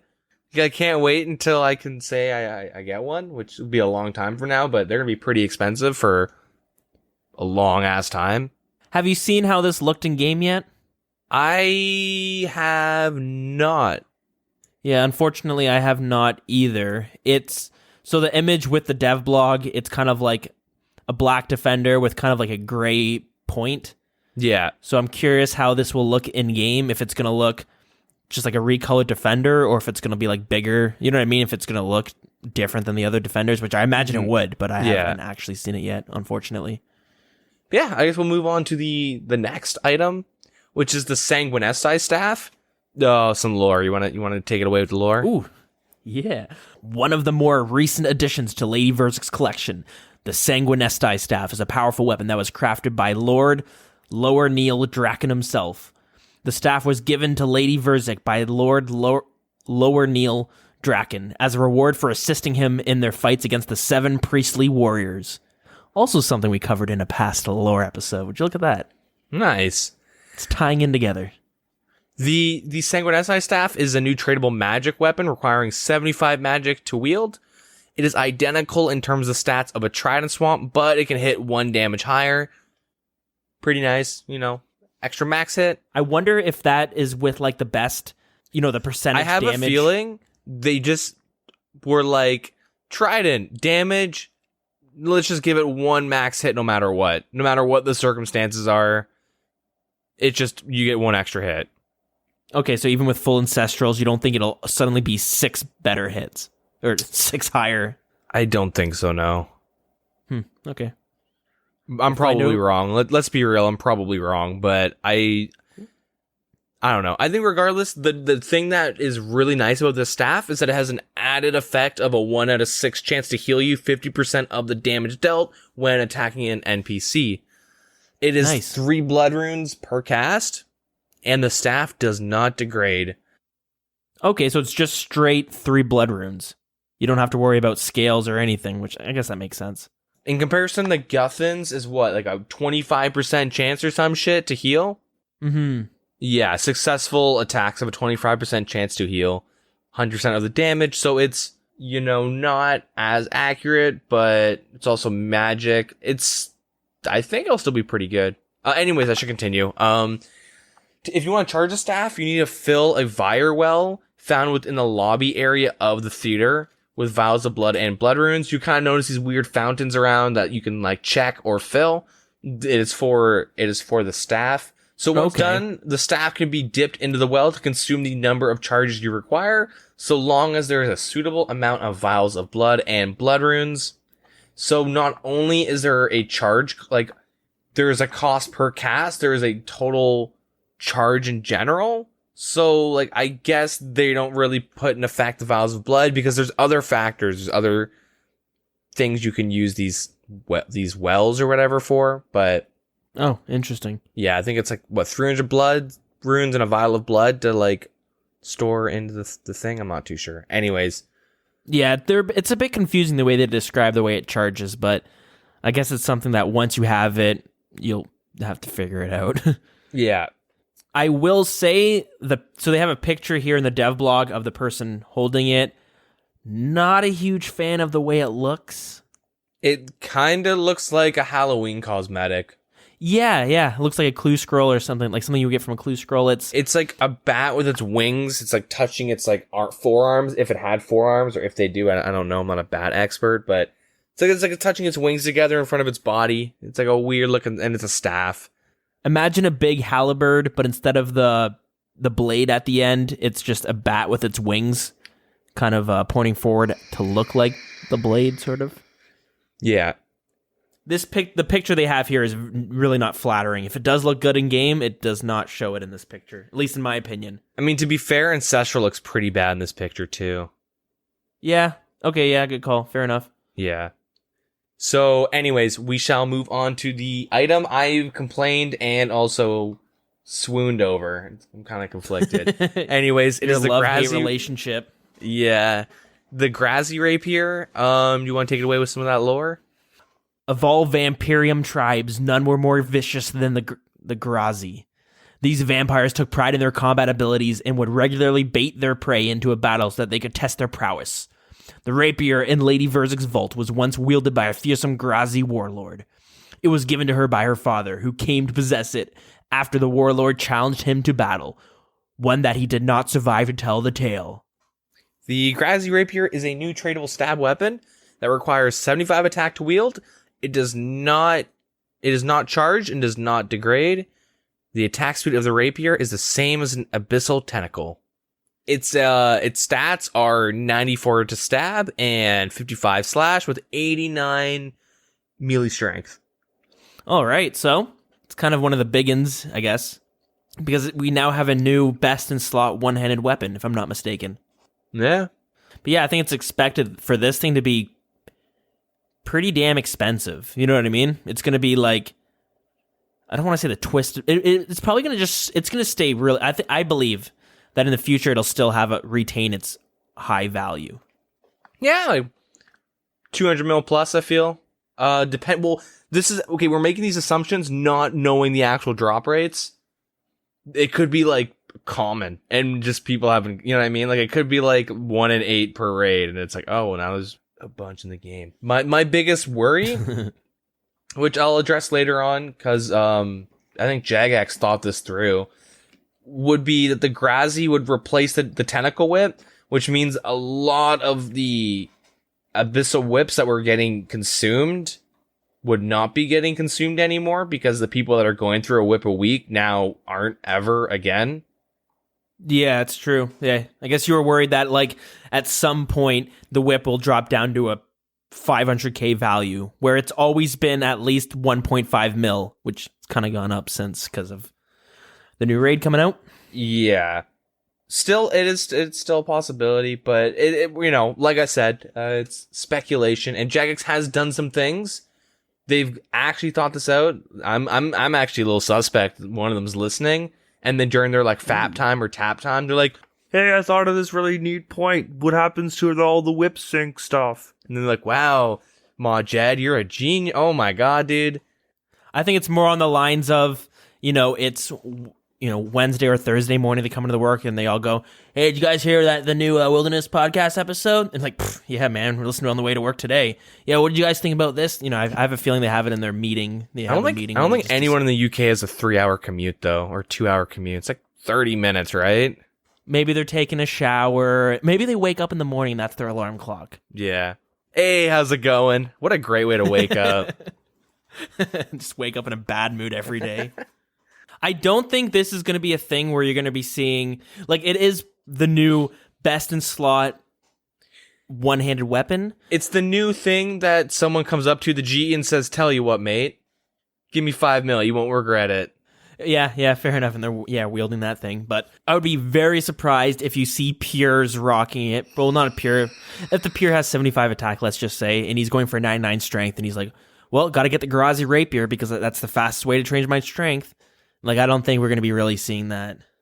I think it's like usability, or like, I'm not saying it's not as good as a Twisted Bow, nowhere near as good, but I mean, if you're using a Grazi Rapier, it's going to be in the same vein as a Twisted Bow, where you have a lot of money and you're buying just the best in slot for like end game content. Like, you're not buying a Twisted Bow to level up range. Yeah, I hope. Yeah, exactly. I hope. I swear to God, if anyone's doing that, like, slide in my DMs. I got some things I could do for that T-bow. But like, I don't know. It's not like a strength training weapon or anything, but you would be using it for, obviously the raids. I feel like, yeah, it's not going to be a common weapon that you're going to see someone like killing sand crabs with.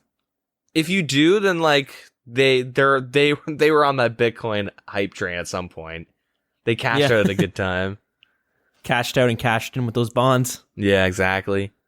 Now, again, I haven't seen this in game yet. Like, I haven't seen the picture of somebody wearing it, but the picture of it kind of looks a little plain. I mean, what could you really do, though? Yeah, that's unless the problem, it's like a lance. Like a two-handed lance and some Dark Souls looking ass shit. Like, there's not really much you could do. It's not a bad idea. I was just expecting, with your top tier gear, you look at the Twisted Bow, and I guess you have more to play around with because it's a bow, but yeah, I don't know. No, I understand. It's a rapier. They kind of push themselves in this corner with like being unique with the cosmetics. Yeah. You never know. There could be some cool attack effects. Yeah, that's true. I'm picturing it now. You could have some pretty cool animations for when you attack with it. And it might look really good, when you're wearing some of the other armor that we're probably going to be discussing soon.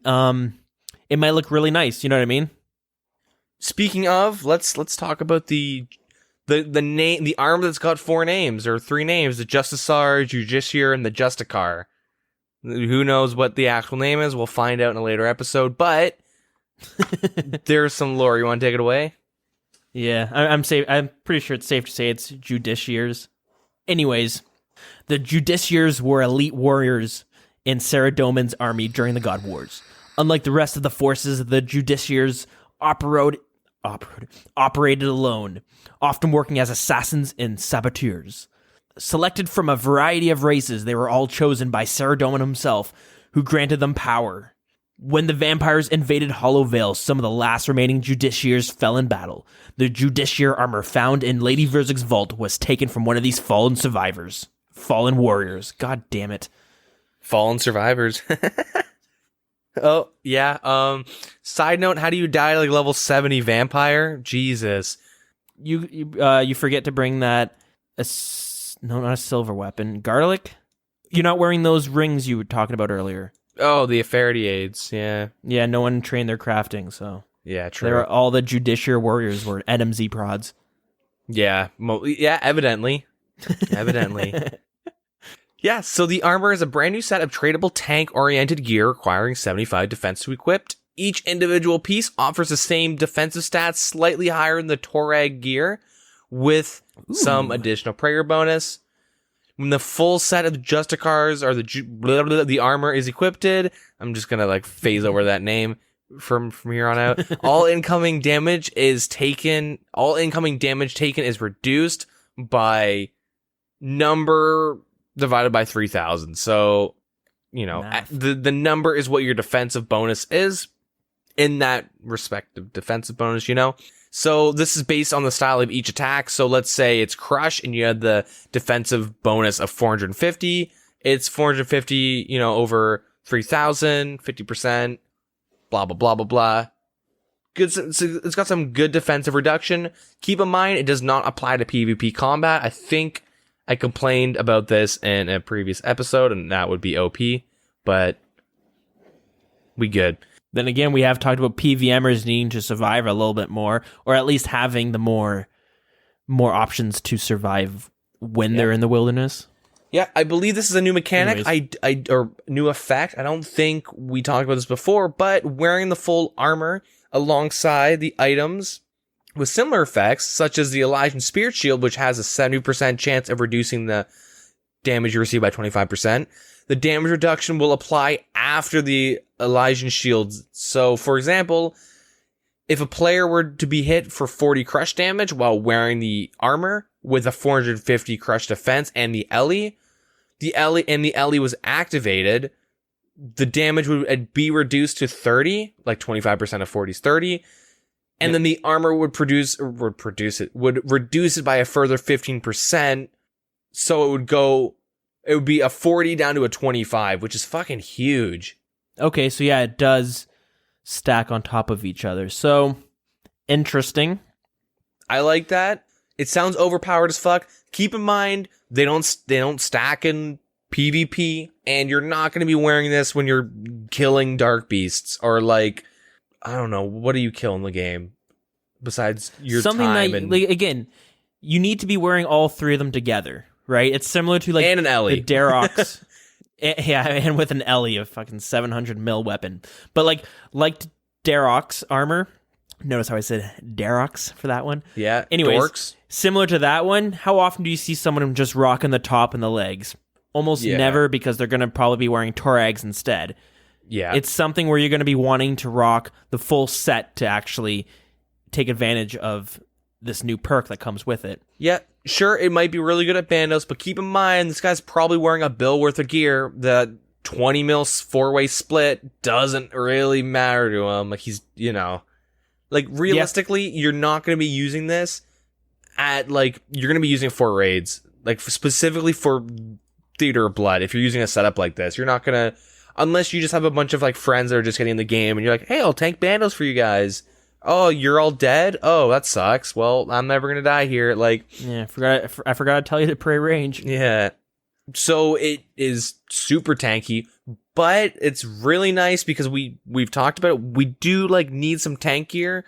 The DPS meta does get super tiresome, and we'll talk about it more into detail about tanking and how it's necessary in the new raid for some things, but we'll go about that. Talk about that later. For a long time in RuneScape, it basically still is that for a good defense, when you're doing, some sort of PVMing, for the most part, a good defense is your best offense, right? Yeah. It's nice to get a different variety of this stuff. Yeah, it's nice. And going off the picture, and we have seen plenty of different they debated on how this thing should look for a while, but their final setup, it looks really nice. At least this picture, and I think I've seen little bits and pieces of it in game. Super nice looking gear. I'm not the biggest fan of the legs, but keep in mind, oh yeah, the same image and on the same page, the ancestral looked really bad. And I really liked the outfit, the ancestral outfit. Yeah, so it's a long skirt. They were kind of debating on a long skirt or a shorter skirt. I'm a big fan of the long skirt. It kind of gives that like samurai kind of look. Although I guess samurais have a shorter. Okay. Side note: thing. can you cue the conspiracy music? Oh, jeez. Do you have that available? It's not really conspiracy, but I got some questions. Alrighty.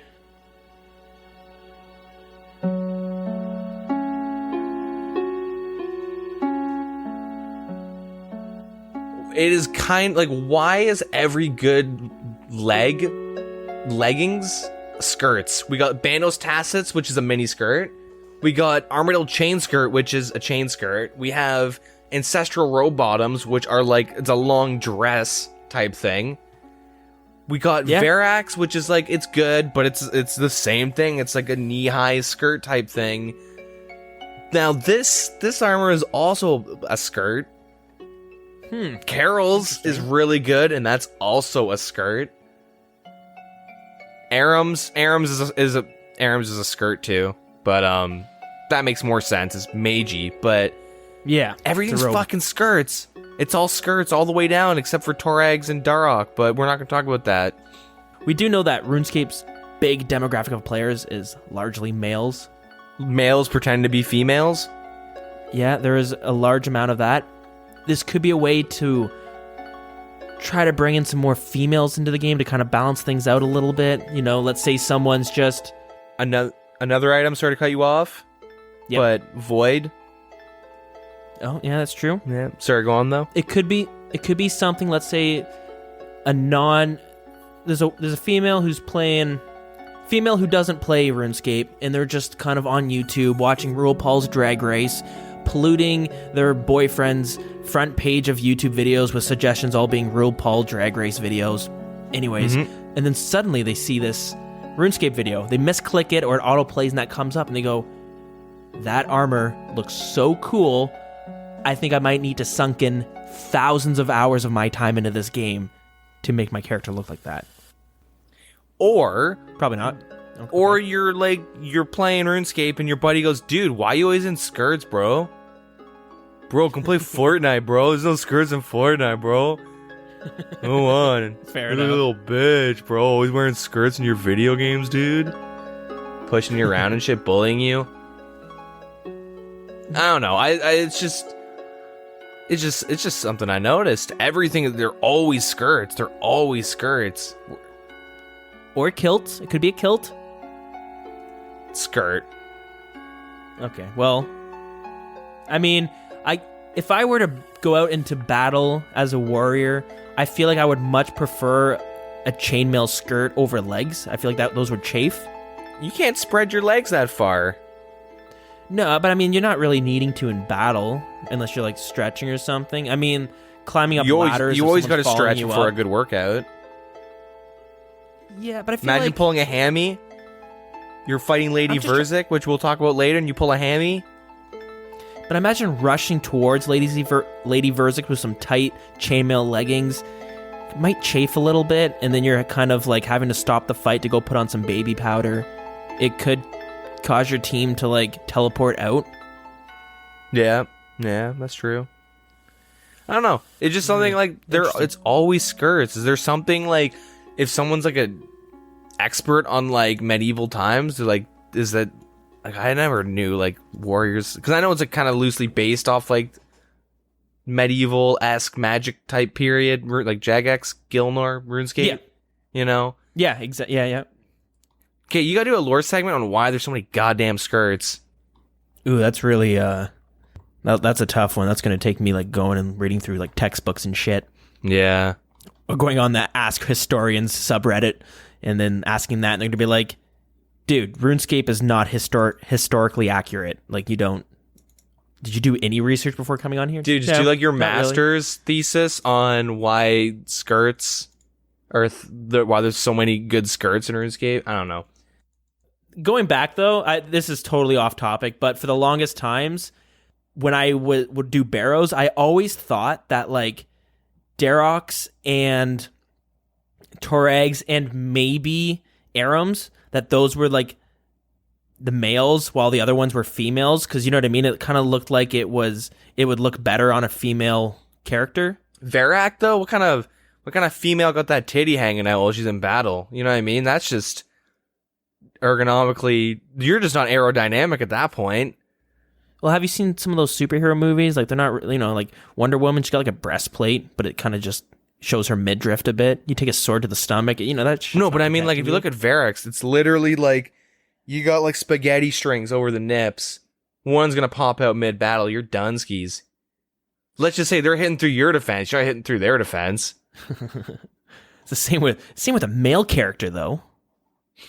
No, but like I don't know. I just noticed it's kind of, he's got the skirt. Like I guess the Banos is kind of like a weird chest plate with those exposed areolas. Yeah, Banos is a weird one. Honestly, I think it's just easier to make the skirt look epic, sort of. You know what I mean? Because it does look pretty cool. I'm trying to picture leggings on it, and it might just... The leggings could probably just turn out to look like steel trimmed. Yeah, maybe. I don't know. Yeah, I don't know. Food for thought, maybe. Anyways, let's actually continue, though, because we do have another item to talk about, and that is the Scythe of Vitur. Oh, boy. Take it away. Oh, shit. Of all of Lady Verzic's possessions, one of the most valuable is the Scythe of Vitur. This legendary weapon was once wielded by the founder of House Vitur, a vampire now worshipped as a god. The scythe is... Okay, no, never mind, this is your part. Oh, I hate how they break this up. Yeah, they need to like bold and italicize certain text. Yeah. So the Scythe of Vitur is a hard-hitting, tradable, two-handed weapon. It has no special attack, but it can hit up to 3 enemies once in an arc. That's 1x3. Cool. If it's in front of you, of course.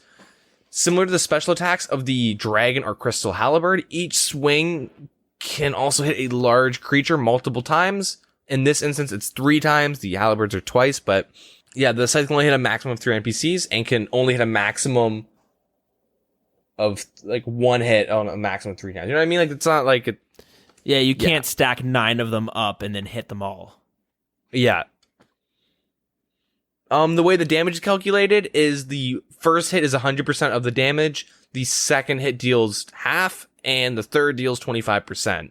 Okay, now I wonder if that's like, I guess it's the guy you're clicking on is going to get the 100% damage, but I wonder how it differentiates who gets the second and third damage. It says each attack, regardless which enemy is your primary target, is rolled independently based on your attack bonuses versus the NPC's defense. Okay. So different monsters, yeah. Yeah. The Scythe requires 75 attack and strength to wield, and has 2 variants, an uncharged and a charged version. The uncharged trident has relatively low stats, but once charged, it gains additional bonuses. Charging the Scythe costs 1/100th of a vial of blood, 3 blood runes, meaning 100 charges would be a vial of blood and 300 blood runes. This is where the answer kind of comes in with how the Sanguinis dice is charged. But it's the same thing as charging the staff. You have to go to a well in the theater, to a Vire well, and you dip your weapon or whatever in with that, and you consume as many charges as you want. So it seems like you just put in a couple vials of blood and a bunch of blood runes, and that's kind of like how the charges and stuff are used for both weapons. Right. I'm assuming if you uncharge it, you just lose the vial. You're not going to get like an 1/8 of a vial of blood. You might lose that. You might get your blood runes back, but you might lose the vials of blood. I'm not really too sure. I guess we'll go over the stats. So the attack bonus, stab is 50, slash is 75, crush is 10, -6 to magic. It's got 50 melee strength. That is the uncharged version.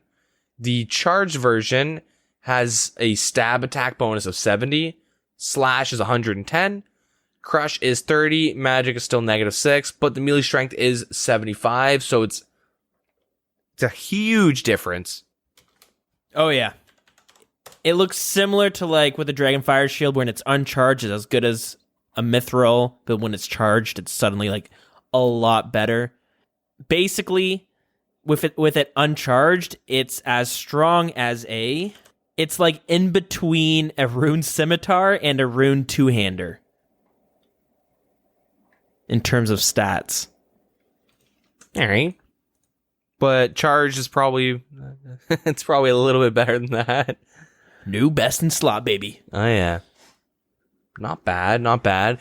There's a lot of speculation between this item of, like, how busted it will be. We'll talk about it more in detail with our overview with some of the bosses, but this will be really good for some of the bosses. Really good. In general, you know what I mean? I wonder if it's going to be, like, what you're going to use to kill any boss that I wonder if it becomes, like, meta, quote, parentheses or quotes around meta, for DPSing at bandos. Because right now the meta is max range if you have rigor. I wonder if this gives you better DPS than that. I wonder if, like, being able to wear full Judiciaries with this thing, if you're going to be able to kind of do both roles if you're soloing. Mm-hmm. I should mention that the charge version does give you 10 crush defensive and 8 slash, but minus 2 stab. So if it's charged, you will be a little bit tankier. Yeah, okay. Yeah, I'm not too sure. That's actually a really good point. I didn't think about that with like the staff or something. Because if the Sanguinesti staff is pretty much a better trident that could heal, you could wear tank gear with an Ellie and like potentially heal up on some of the bosses. Depends on if you're going to splash on them, right? Well, like some of the bosses, right? Some of them might have a low enough defense where it could be viable to like, oh, I need to heal up. You know, throw a couple of hits, hope you get a good proc or two, and then save some of those supplies. I don't know.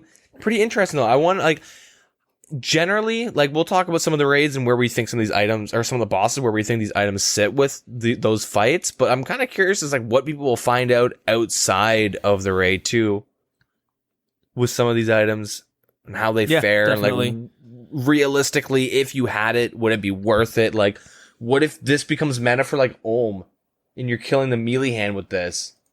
Yeah, probably not. I can see that. But like, just humor me, you know? That'd be kind of interesting if you're not bringing a scythe to kill the melee hand. Now, I haven't done the numbers myself. I've just seen these thrown around, but I've heard it's going to cost like 1 mil an hour to use in terms of like the charges and stuff like that. Yeah. It will be hard to determine once the vial, like, we'll see where the vials of blood sit. We'll see where blood runes, because maybe raids give a lot of blood runes. That would make sense. Yeah. Maybe you're potentially like 1,000 blood runes for your time.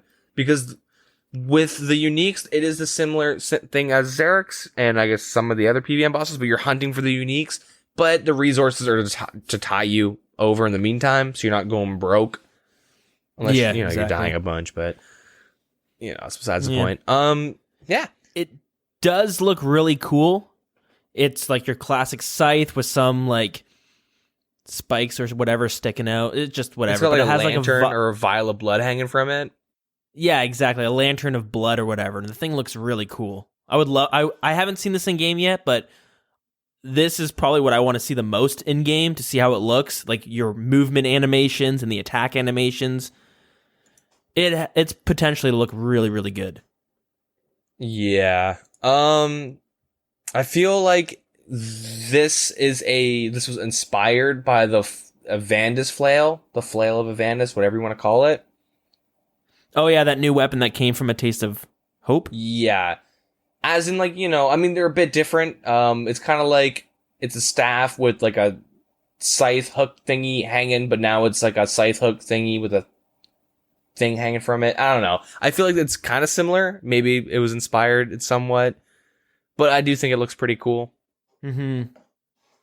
Moving on, we have one more thing to talk about, and it's a cosmetic. Oh boy. It is the Sinhaza Shroud.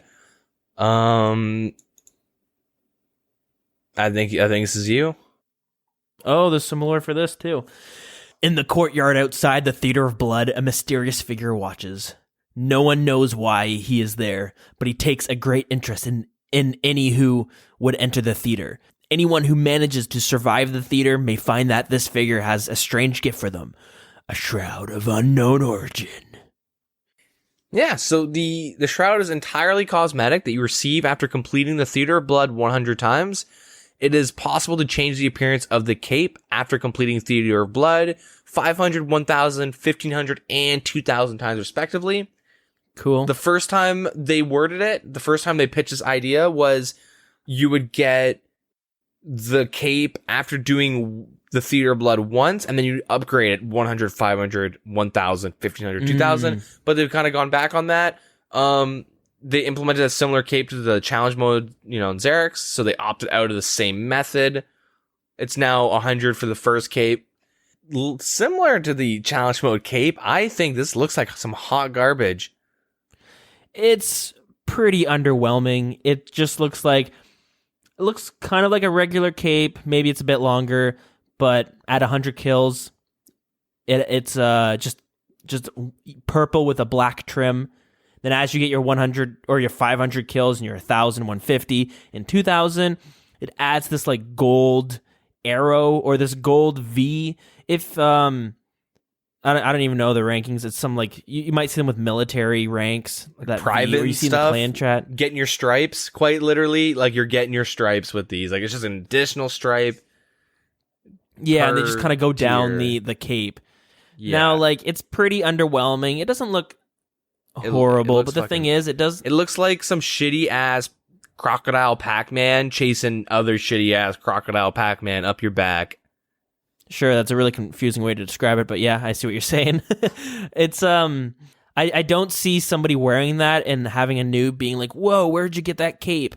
You know what I mean? Like that's what I always like. The Inferno cape thing looks pretty badass. If you're rocking that in the GE or the free to play world, when mobile hits, you're gonna have noobs being like, "Wow, that cape looks fucking dope." Whereas they see this cape and it's just gonna look like a normal cape for the most part. You know what I mean?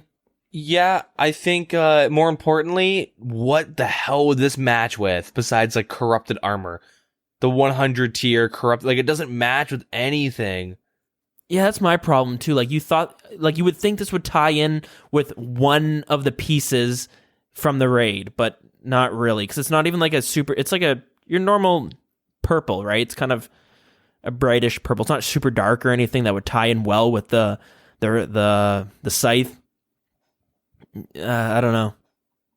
Maybe it'll look good with your rune armor, the ancient trimmed version. True. Purple trim. Yeah, I'm not too sure. I don't like the look. I think it seemed pretty last minute. Yeah, it doesn't seem like as much love went into that one to make it. It's going to be something that you get and you leave in your bank just to like remind yourself like, oh, look at what I got. Like it might be good to people who do a lot of raiding, but it's not going to look badass to people who have never touched the raid, right? Yeah. That's what you want. You want a cape that you can walk around, like literally, you want to be able to walk around free to play and have people like gawk at you being like, whoa, where did you can I get one of those? And you're like, no, buddy, listen to me. When you're a seasoned veteran like myself, you can get something like this. Yeah. What clue scrolls does that come from? Look at the Team X or the Team I or the Team 0 capes from the Team Master 10? Clue Scrolls, or one of one of the I forget what clue scroll it comes from, but those look badass. You know what I mean? It's unfortunate that this is kind of underwhelming, but I guess I feel like they might change it. I think it's a placeholder. It better be. It would be nice. Yeah. Both. I hope they change both of them one day. By both, I mean challenge mode as well. There's still one more, not item, but thing you can get from the raids. It wasn't said in the dev blog, but has since been released.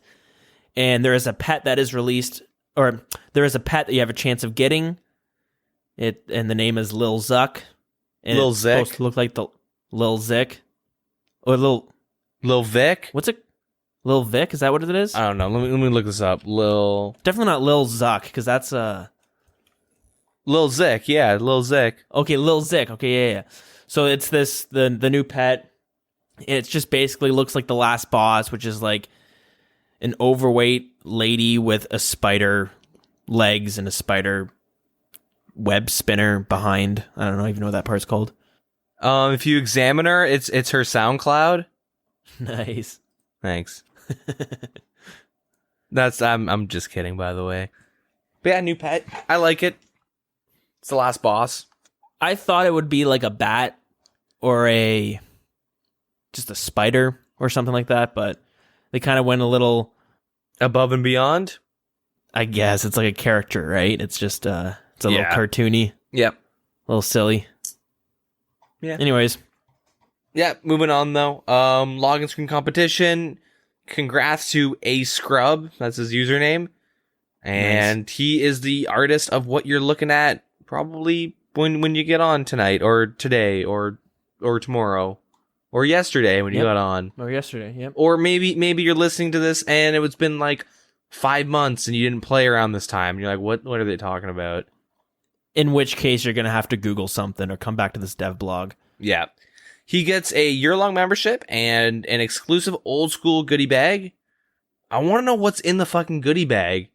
Yeah, I'm curious too. I know there's been some streamers that get this care package, and it's just a bunch of I think it's just a bunch of random things I can't even remember, or I don't even really know what's in the box. But it'd be dope if they gave like F key caps, for your mechanical keyboard, like new buttons for your F keys, and it would be like your inventory, your like attack style. Ooh. You know what I mean? So you just replace. Yeah, it'd be like the pictures of the tab. That's a good idea. They've probably done it, and I'm probably just... But, if they haven't, and you're listening, Jagex, that would be sick. Yeah, that's a good idea. Yeah, I'd buy that. I'd buy that shit. Or having all your keys kind of replaced with that yellow text that you have in game. Yeah. Maybe not so much. But yeah, still, that's a good idea. Yeah. Having a mouse with one button on it. Yeah. Auto-clicker mouse. Anyways, in other news, they have made some improvements to, what's that place? Why can't I think of the name right now? I'm brain farting. Mire Ditch? Yes, the Mire Ditch. If you haven't done a Taste of Hope or anything like that, it's kind of a pain for a lot of things in that area. If you're going to the Mire Ditch, they've done some quality of life buffs for it. So if you're sitting there saying, wow, this was wasted content because I'm not going to be able to do it, well... when you're doing your 2 quests in that area, they've made it much better. You can now force the Firewatch to show interest in you and teleport to the mines. Yep. The agility interactions are now left click rather than right click. Thank God. You know how much of a pain it is to have to right click through that shit?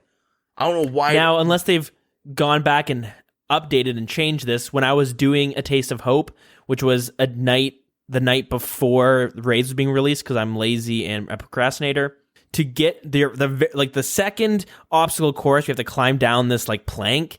You still have to right click it, which is if you've ever gone back there to do a master clue, which I have countless times, I'm always forgetting how the hell you get on the ground floor.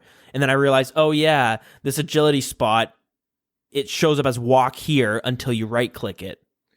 Yeah, well, yeah, with this update that came out with Theater of Blood, they made it all left clickable. Right, this would have happened the night after I did the quest. Makes sense. Yep. There is no longer confirmation when depositing ore in the minecart when you show interest and get to the mines faster. You can now left click the minecart to deposit instead of having to use the ore. You should click the sickle button in the base when entering the hideout. Interactions are now left clicks. They made Garth's dialogue more obvious that his story is a quest start. They've really improved the area, made it less of a pain in the ass. Mm-hmm. A lot of random things. They corrected a music track, Clan Wars, and random things. Okay, yeah, it's pretty much it. I do like how it says the music track Clan Wars had been corrected to use the correct instruments on the track. So I've never listened to it before, but I'm only imagining it's meant to have a piano track and has some French horn. Or a voice going, and this is where we're going to put the piano track. Yeah. They just never actually did it. Yeah, so I guess we have to talk about the overall update now. With all the bosses. Yeah, it was a pretty big event, and the entirety of it was actually very enjoyable on my end. I had a great time trying some of it out. I had a great time watching it. I had a great time just sitting. I don't even sit on Twitter too often, but I kept my Twitter open to see when they would post updates. So yeah, the night before the raids were released, I mentioned that I had the whole week off. So I like Wednesday night, I'm kind of prepping. I get my items that I think is going to be used within the raids, all the things I'm going to use. And as I'm getting there, it's like probably midnight Wednesday night, and I'm at the Theater of Blood gearing up, and I'm seeing a bunch of other people around my level kind of showing up, and they're like, what items are you bringing? Can we do gear checks together? So they were like, we're kind of doing gear swaps, showing what we're going to be bringing. He was showing what he was going to be bringing. Then he was like, you should bring the Fury instead of the Torture Amulet because that might be better to start things off. And I'm like, yeah, that's a good point. What do you think about Void? And we're just kind of going back and forth. And then there's a couple people there, and then we're like, all right, guys, well, I'm going to bed. Have a good night. Good luck tomorrow. And it just seemed, I don't know, it was kind of cool the way it was going on. It's like, you know, you're all prepping together, even though tomorrow I'm not going to see the person, but you're like all gearing up a few hours before this is going to happen. And then, yeah, we kind of logged out, and I set my alarm at like 6 a.m. the next day to go try it. I want to see the system update come up and be able to jump in the minute it came out. I kind of slept until 6:30 a.m. because I got no sleep that night before. This is going to sound sad, but I was legitimately excited and could not sleep when I was lying down. I was in bed, and I would just get this like slight rush of adrenaline at like 1 a.m. in the morning, being like, holy fuck, the new raid's coming out tomorrow, which is like, I don't know, it brought me back to when I was a kid and Christmas was the next day, and you're really excited. You know what I mean? Like, I've lost that feeling for Christmas. Or like electives at school. You're like, tomorrow I'm going to school to snowboard. Yeah, stuff like that. And you get this ping of like anxiety and adrenaline and excitement. And I was having that like I'd be like close to falling to sleep. You're getting really tired, and you're like, nice, I can go to sleep so I can wake up for raids too. Oh, it's gonna be sick. Oh no, I'm wide awake now. God damn it. Yeah, and I couldn't sleep. I don't even know what time I went to bed, but I just know like I'd start dozing off, and the second I started dozing off, I started like thinking about I'm gonna daydream about, or not daydream, I'm gonna dream and think about and fantasize what the new raid's gonna be like. I'm gonna picture myself being the world first completion. You tell anyone who doesn't game, they're gonna be like, dude, that's fucking sad. But you're like, you know what, motherfucker? I had a great time trying to sleep and not being able to sleep and just staying awake for hours, getting 3 hours of sleep. I was excited, and you were dreading work. Yeah, who's a loser now? Yeah. You're like, when I'm sitting there excited to play a game, you're like, oh, god damn it, Jen is such a bitch. It's her birthday. She makes like everyone has to celebrate her birthday. She's gonna be like wasted by like 1 in the afternoon. She's gonna come back from lunch and be wasted. She's gonna flirt with me, and then I'm gonna tell her I'm married. She's gonna get mad. It was my birthday last week. Nobody even said happy birthday to me. Sure, I didn't tell anybody it was my birthday, but we're all at it on Facebook. They should just know. Mm-hmm. Anyways, I was excited. I woke up at 6:30, went downstairs, had coffee and breakfast, jumped in, and boom, the whole theater was packed with people. Similar experience. I headed down with the people, you know, some of the boys. We got ready for raids. We're like, all right, let's log out here. And it's funny because I'm like telling everyone, like, fucking, I'm going to bed now. You guys better go to bed at the same time. I swear to God, if you guys are like too tired, like fucking, like it was like probably like 11 or something. I'm like, I'm getting up at 5 o'clock. You don't have to get up that early, but like fucking sleep. I want to like, this is going to be sick, guys. Come on. We like, you know, compared gear and figured out what to bring, blah, blah, blah, blah, blah. I went to bed. I passed out easy as fuck because I was so tired. Woke up at like 5, crawled to the kitchen, got a coffee, and like I sat there and slowly just stared at my computer, and then I saw the system update ping for 5 minutes left, and I'm like, oh man. Got on, we all got together, I jumped into the Discord, we got our gear, found out none of them fucking went to bed, and I was pissed. If any of them are listening, I was pissed. I was ecstatic. I was having trouble finding a group. I was kind of going with randoms, which people who are way under geared and way under level, but I just wanted to experience it. So I'm like, you know what? I got no sleep last night. I stayed up late. I woke up early. I'm doing this fucking raid. And then I was kind of like trying to find random groups. And then you've kind of you messaged me being like, hey, are you in a group? One of our guys just left, and I was like, oh, I can do it with I can do it with the people who carried me in Chambers of Zarek. So let's do this. Yeah, they kind of like went to bed one by one. None of them went to bed that night. I was so fucking. I mean, I was cheesed because I was like, oh, it's gonna be perfect. We're just gonna play. We're gonna do raids 2 all day, and I kind of knew. Like, I had a feeling that we weren't gonna be able to clear it on day 1.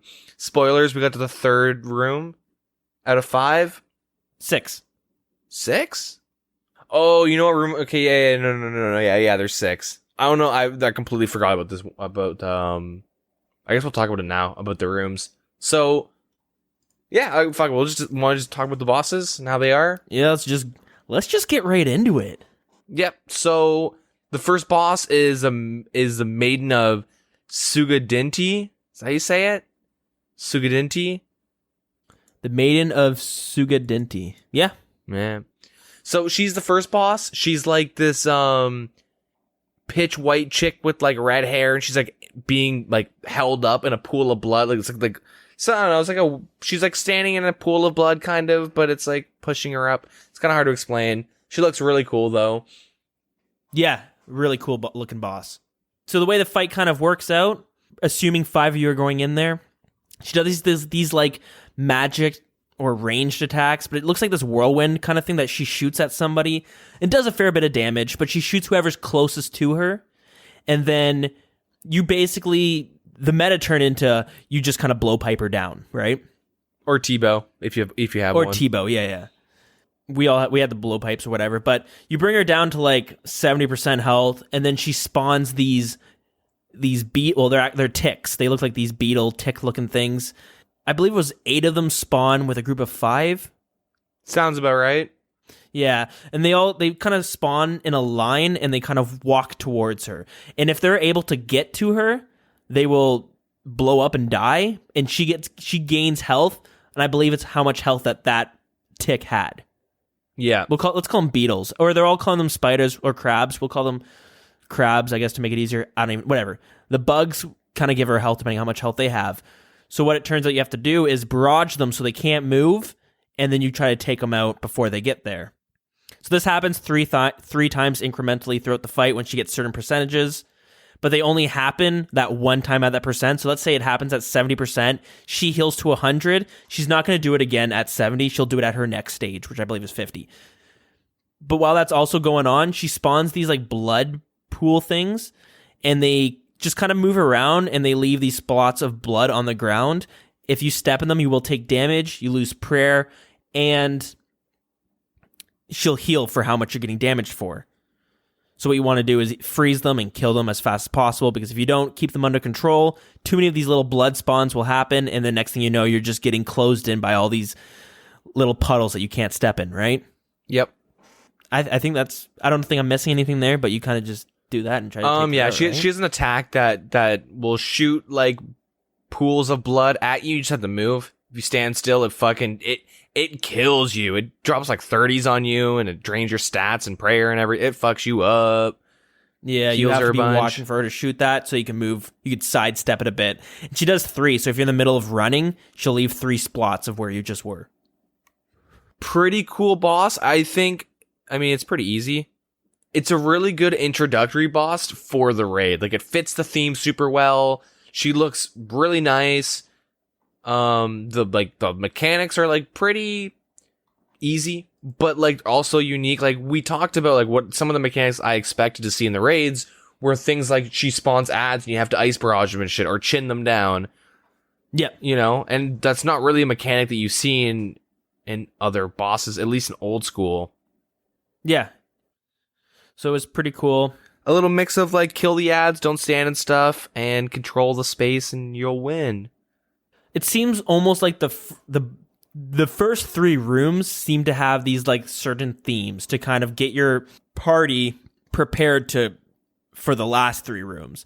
Like, I like to think of it as she kind of has a mix of you want to be able to kill her down fast, as well as minor mechanics you need to be ready to dodge and stuff like that. But nothing too heavy, just a kind of, as you said, an introductory to the raid. But it's kind of like to make sure that you're A, your DPS, and B, your in-game mechanic skills are kind of good, on par with, you know what I mean? Yep. Nothing too hefty, but yeah, pretty good. So you beat her, you can move on to the second room. And the second room is the Pestilent Bloat. So it's this like bloated monster looking thing, right? He's just big and looks undead. If it's your first time coming to this room and you hadn't watched any guides or streams, your party's going to die. That's just what everyone happened. Every streamer who got to this room without seeing what happens, they got killed because it's not like a typical boss fight. So there's this giant pillar in the middle of the room. He'll be standing on one side of it, and he's kind of just walking in one direction for the most part around this pillar. So you jump in. While he's moving, if he can see you, basically, if you're in his line of sight, he will shoot the swarm of bugs or flies at you, and it will bounce towards all your party members. Anyways, he'll continue to, when he's walking around, every now and then he'll stop moving, and he kind of just falls asleep. At least that's what it looks like. He has these yellow orb things on his back that start flashing to kind of indicate when he's going to wake back up. The idea of this fight is you basically want to stay on the opposite side of the pillar that he's walking. And when he falls asleep, you want to then that's your chance to run and deal damage to him before he wakes up. If one party member gets caught, like let's say they lag behind, he'll shoot the swarm of bugs at them, and your whole party will feel the damage of that. And it does a lot of damage. There's a bunch of times you'll be watching a streamer or you'll be doing it yourself, and one guy is lagging or he gets caught off. He gets hit by the swarms, and he should suicide to him. But if he tries to run to the party, your whole party is going to either get killed or it's going to take a lot of damage. So while you're trying to stay on the opposite side of the pillar that he's at, there are these hands that fall from the ceiling, and there's a shadow that appears that allows you to kind of not click on it. But if you get caught underneath that hand, you'll take a fair bit of damage, but you'll also be stunned for a second, which makes it really easy to get caught off with your team and getting caught by the Pestilent Bloat. He will speed up after enough damage is taken, and he also changes the direction he's moving just randomly. So you're always having to watch to see where he's moving, because he might, at any point, if you're rushing, he could turn around and one of your guys could get caught. And I think that's basically the basis of the fight. Am I missing anything? No, that's pretty much it. It's more of like don't be stupid and you won't get caught.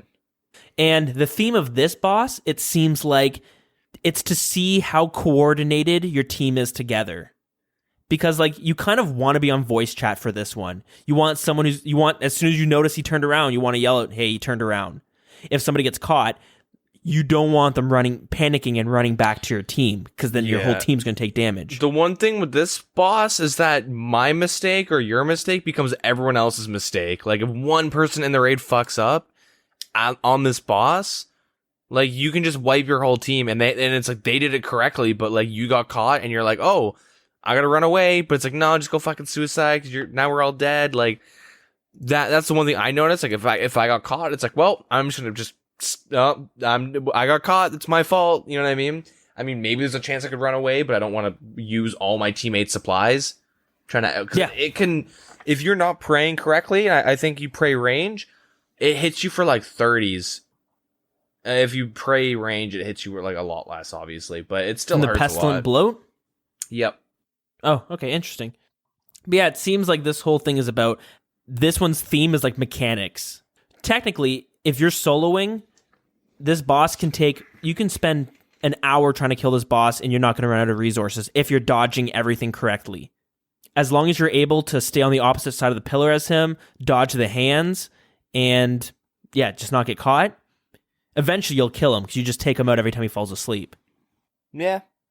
Anyways, after this fight, after you take him out, your party is rewarded with their own chest of resources. So this is where you start getting the Cerebrews and some Manta Rays or some stamina potions.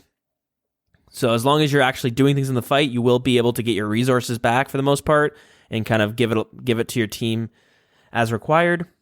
Then the third room, which is where we were able to get to but couldn't get past, you enter this room and there's basically you're in this circular room and there's 3 different paths. not including the one that you came from. And then in the room, you have 4 different pillars, and the pillars have their own HP. So what's going to happen is these 3 different paths, these crabs or the actual ticks are going to start coming from. And they're pretty easy to kill, but they're kind of color coordinated on the type of combat you're going to need to use. So blue for magic, white for melee, and green for ranged. But these crabs or ticks aren't going to be their aim is not to kill you specifically, but they're going to be attacking these pillars. So what you're trying to do is prevent these ticks from doing damage to the pillars, because once one of these pillars comes down, you're going to take a fair bit of damage, and once all 4 of the pillars are down, your team basically wipes. You're dead. The room is pretty much tower defense. That's pretty much it. It's just a tower defense minigame within the room. There are the bigger ticks that once you kill them, they die, but little ticks spawn where they were. Blah, blah, blah, blah, blah. It's all about, like, coordinating and whatnot, being able to, like, make sure you don't leak. Yeah. But yeah, afterwards once you defend for long enough, there'll be, like, a one giant tick that comes into the middle of the room. He will change between white, green, or blue, depending on which attack style you have. Like, if he's white, you're going to melee him, blah, blah, blah, blah, blah. And so you just have to change your attack styles, and I believe you pray melee, but change your attack styles, and you attack them. If you hit them with the wrong attack style, you'll heal them. So you have to be really quick on changing changing your attack style. It seems to be, if your team can coordinate well enough, it seems to be a pretty easy fight. Yeah, the theme of this one seems to be, again, team communication, but also a DPS check, because you need to be able to kill these beetles fast enough so that you don't get overwhelmed, and fast enough so that they don't deal shit ton of damage to it. Because it is very easy to get overwhelmed if you're not able to control your pathway. You know what I mean? A lot of teams were designating a person to each path. So if you're not able to control your side of it, it's super easy to get flooded with these crab ticks and just get completely overwhelmed and just have your pillars collapse. Yep. I think largely this is the least favored room, because it's, with all the other fights, if you are good enough at them or you have the gear, you can rip through it quickly. This fight, as of now, seems to be like set on like a 6-minute timer. Like, it seems to be like, no matter what, you're spending 6 minutes in this room. And and if you're like a really good team and you have this shit done easy, it's pretty boring considering the uniqueness, I guess, of all the other bosses that you'll fight within the raid. Mm-hmm. It's very stale and very long. Yeah, because you have to wait for these ticks to spawn. You know what I mean? So the faster you kill them, doesn't speed you up. It just keeps you from not dying. You still have to wait for each wave of them to come at you. Pretty much it for that room. The next one is Soda Sag, I believe. Yeah. Okay. Yep. Soda Sag. So this is a dark beast looking monster. And this is when the fire really starts hitting you. You know what I mean? Like, this is when it seems like separates the boys from the men. You enter this room, and you see this dark beast-looking monster at the far end of it. But before you can get to him, the room is filled with these tiles, basically. And they don't do anything at first, but there's a large amount of them. This is where I might start mixing up some of the mechanics, because this is when shit kind of starts hitting the fan real hard, and I wasn't even actually able to experience this firsthand. But he seems to shoot these 2 different orbs, and from what I've seen, you have to change your prayer depending on what color the orb is and if it's coming at you. If you aren't able to do this, it disables your prayer for a handful of seconds. He also has another move where he shoots a giant orb at one single player. And what you have to do is your whole party has to basically pile on top of that player, because the damage will spread to every single person in that area. So if only one person gets hit by it, you basically get KO'd with a 99. You get one hit with it. So what you want to do is spread that damage out, and I believe it's like 15 if you can get your whole party piled on top of each other. Another mechanic, when he hits a certain health percentage, he will choose one player randomly and teleport them to, quote, the Shadow Realm, which is basically an area that looks exactly the same as this room, but things a little bit darker. What happens is you'll be on the opposite side of where the boss is. You'll see the tiles in the middle of the room kind of start lighting up, and they'll start making a path. And the person who gets selected to go to the Shadow Realm has to follow that path of the tiles lighting up. The other 4 players that aren't in the Shadow Realm, they'll see the tiles light up to where that player is running, like the path the player is running.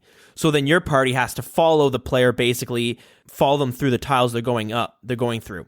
If the player in the Shadow Realm takes the wrong path or steps off of the tiles that are lit up, the party that, because since you're following your player that's in the Shadow Realm, you're also gonna go on the wrong tiles, and those 4 players will take a shit ton of damage. And usually when that happens, your whole team would wipe. Yeah, if you like step on the wrong squares, your team, like one person steps on like the wrong tile, everyone takes a lot of damage, and you have to go pretty quickly through it. So after a couple seconds, when the person from the Shadow Realm starts like running this path, there'll be like a tornado that follows the other 4 players. It's like, I don't know what it is, but this thing starts to chase them as they're running past the path. So everyone has to be pretty quick on it as to not take damage and die. Pretty interesting to watch go down. Yeah, it's pretty cool because if that player in the Shadow Realm messes up, then everyone else feels the repercussions for it. You know what I mean? You basically wipe the team by misclicking. But I think that's it for that fight there. The next one is Zarpus, which is a bat-looking boss. Gargoyle bat type thing? Yeah.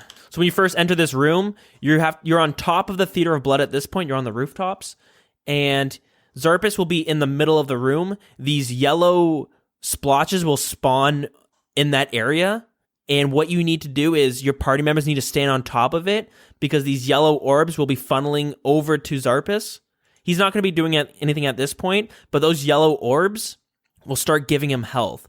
So if you're able to step on those splotches, you'll prevent him from gaining health, right? This prevents you. If you mess this up, he's going to have like more health than he needs to be. And this is a fight where you want to have him to have as little health as possible, obviously.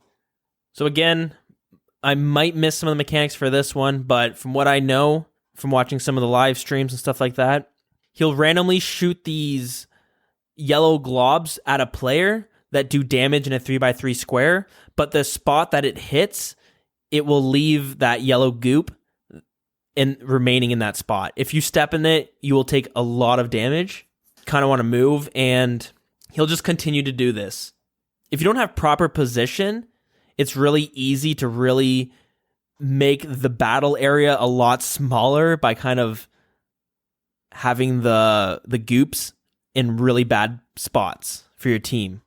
So once you take him down to a certain percentage of health, he will stop shooting those yellow goops. Instead, he will start facing different corners of the battle area of the room. If he is staring at you and you attack him, you will take a large amount of damage. So the idea is to have your party kind of spread out to each corner while you're attacking him, and when he faces that corner, you just stop attacking. Because if you take this damage, you're going to exhaust a lot of your resources, and you're probably going to die. This one seems fairly easy when I was watching some of the streamers go through it, and some of the other teams. Once they had this fight down, they were able to fight through the whole thing without using any resources. But that's basically the basis of the fight. He kind of moves around in a rotation, looking at each corner. You just stop attacking when he looks at you, or you move to the next corner and you start attacking him from there. And I believe you do that until he dies. And he is the last boss before you face the final boss, which is Lady Verzik. So this boss, obviously, but it seemed to give the teams trying to complete the raid for the first time the most amount of trouble. This is what kind of prevented the raid from being complete as soon as people might have thought it would have been. It's a 3-phase fight. The first phase, she will be sitting on a throne, and there will be 6 pillars in this room. There is a staff that will be sitting on the ground, and what needs to happen is somebody needs to pick that up, and then I believe you talk to her to start the fight. At which point you have to run and hide behind one of these pillars, because what she's going to start doing is she's going to shoot these magic attacks, in your direction, but if you're behind the pillar will start taking damage. So the staff has a special attack, and what you need to do is in between her attacks, you need to run out and use the special attack to shoot at her, to take down her shield. The special attack takes 35% energy, so you're able to get like 2 shots out before you have to drop it and give it to your next party member. After a handful of hits, the pillar will come down, and if you're in the area of where the pillar is, you will take a lot of damage. So once it's about to go down, you need to move to the next pillar, and you kind of have to keep doing it. There's 2 pillars at the end where you're unable to actually hit her with the staff. Those 2 pillars at the very end are meant to regain your special energy so that you can go back and do the rotations again. Anyway, so you basically keep doing that through all the pillars until her shield's down, and then you have to fight her. Obviously, once all the pillars are down, if you haven't taken down her shield, you're going to start taking a lot of damage and probably wipe. After that, she goes on to her second phase, where she will fly off of her throne. Well, I shouldn't say fly. She's a big old lady, and she's kind of hung from this bondage-looking device. I think that's how you described it a couple episodes ago. Sex swing. Yeah, your little sex swing. So she's hanging from that. She'll come over to the middle of the room, and she'll do these body slam attacks. If you're in melee range, you'll get sent back a bit and get stunned for a short duration. She also sends out these weird, like, little ball things at you. You have to move out of the way. Right, yeah. She'll shoot on your tile that you have to click off of. So in between, you basically have to do a hit and move each time. Yep. She'll also spawn ticks. Purple, blue, red, and white ticks, I believe, at different points. Purple, like, heals, and then, like, I don't know. There's, like, there's a lot of shit that goes on in the fight. And there's some ads you have to deal with. And you have to, like, move around quite a bit. Because the ticks will explode and do damage if you're in the area. Yeah. There was a lot of teams trying out, like, running every tick and, like, hitting them with whips. And then there's also people doing it with twisted bows. There was, like, a lot of cool different strategies. This is, like, really what, like, got a lot of people was this phase 2. Yep. It looks so goddamn difficult. Once you get it down to a certain health, I think it was like 30%, she spawns these 2 ticks that will heal her. No, sorry. She spawns these 2 ticks. If you damage her while these are spawned, you will heal her. So what you have to do is you have to kill them, but they spawn like every 20 seconds or something like that. So you need to kill them fast enough so that you can deal damage before the next one spawn. What a lot of teams were having trouble with was getting the DPS out to actually kill them and then do damage. Because I know there was a bunch of times you were watching it and all they were able to do is kill the spawn before the next spawn showed up. So they weren't able to do any damage at all. So yeah, as you mentioned, this was like the phase that gave teams the most trouble. Like this is where people really got stuck on. Yeah, but for a while, all the teams that were trying to race for the first kill got stuck on here. So I'm just going to play a quick clip from the Maru team after them taking out this phase. 14. It's dead. We did it! Oh, no, it's not over! No. What is this? What do we? Keep going! What do we do? Keep going, just keep going! Oh my god! Just Tebow. Keep moving, keep Oh my moving! God. Pray mage? Tebow's trucking, yo, shush, please! Shut up. I just want to play that clip real quick because a lot of people thought that once this phase was over, the fight was done. But once the team finally got this kill, they realized it was a third fucking phase, which nobody was prepared for, right? Yeah, I don't think anyone was. I mean, except for the J-mods. Yeah. So yeah, she goes into her third phase where she turns into like a half spider, basically what the pet is based off of.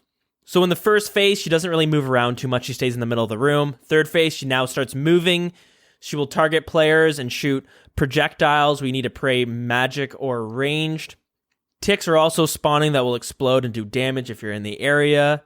She will also shoot these webs out that if you get caught, like a lot of webs in your direction, and if you click on it and get caught, you'll get stuck. And the only way you can get out is if somebody deals damage to the webbing and releases you. And these yellow splotches will appear on the ground that you need, each of your players need to step on. And if you are not stepping on it, or you're stepping on a yellow spot that another teammate is on, you will both take a large amount of damage, and I believe she heals from it too. So you need to watch out for this. While this is happening, there are also these like vortexes of fire that are moving around the room, so you have to stay away from those as well. I should have mentioned, but in the second phase, and I believe the third phase, she will have this blue ball that kind of shoots at a player and will bounce from you to other players, but you're able to send it back to the boss, which I believe deals a bit of damage, and the more players it bounces to, the more damage it'll deal to the boss. So it's kind of like a volleyball sort of thing. You got to pass back to her. And I'm sure I'm missing some mechanics for this fight because there's a lot of shit that goes down, but I believe that's basically the last boss in a nutshell. So what are your thoughts on the raid? What are your thoughts on the boss? Raid overall? Yeah.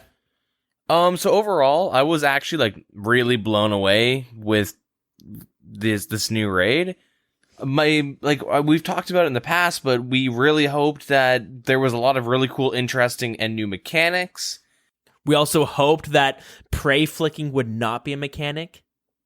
I want to specify like one tick prey flicking. I don't mind switching my prayers. I don't want to have to like click every 0.6 seconds. I don't want to double click for that shit. Yeah, you don't want to have to face 3 Jads where you're constantly having to watch when they're shooting their attack at you. I mean, I don't mind that. I personally don't mind having to change my prayers a lot. I think that can be fun. I don't like having to like click really quick so my prayer points don't drain. That's what I'm saying. True. Okay, yep. But they had like a lot of really cool mechanics that I hope to see. A lot of ones I didn't even think of. But aesthetically, I thought it was super cool.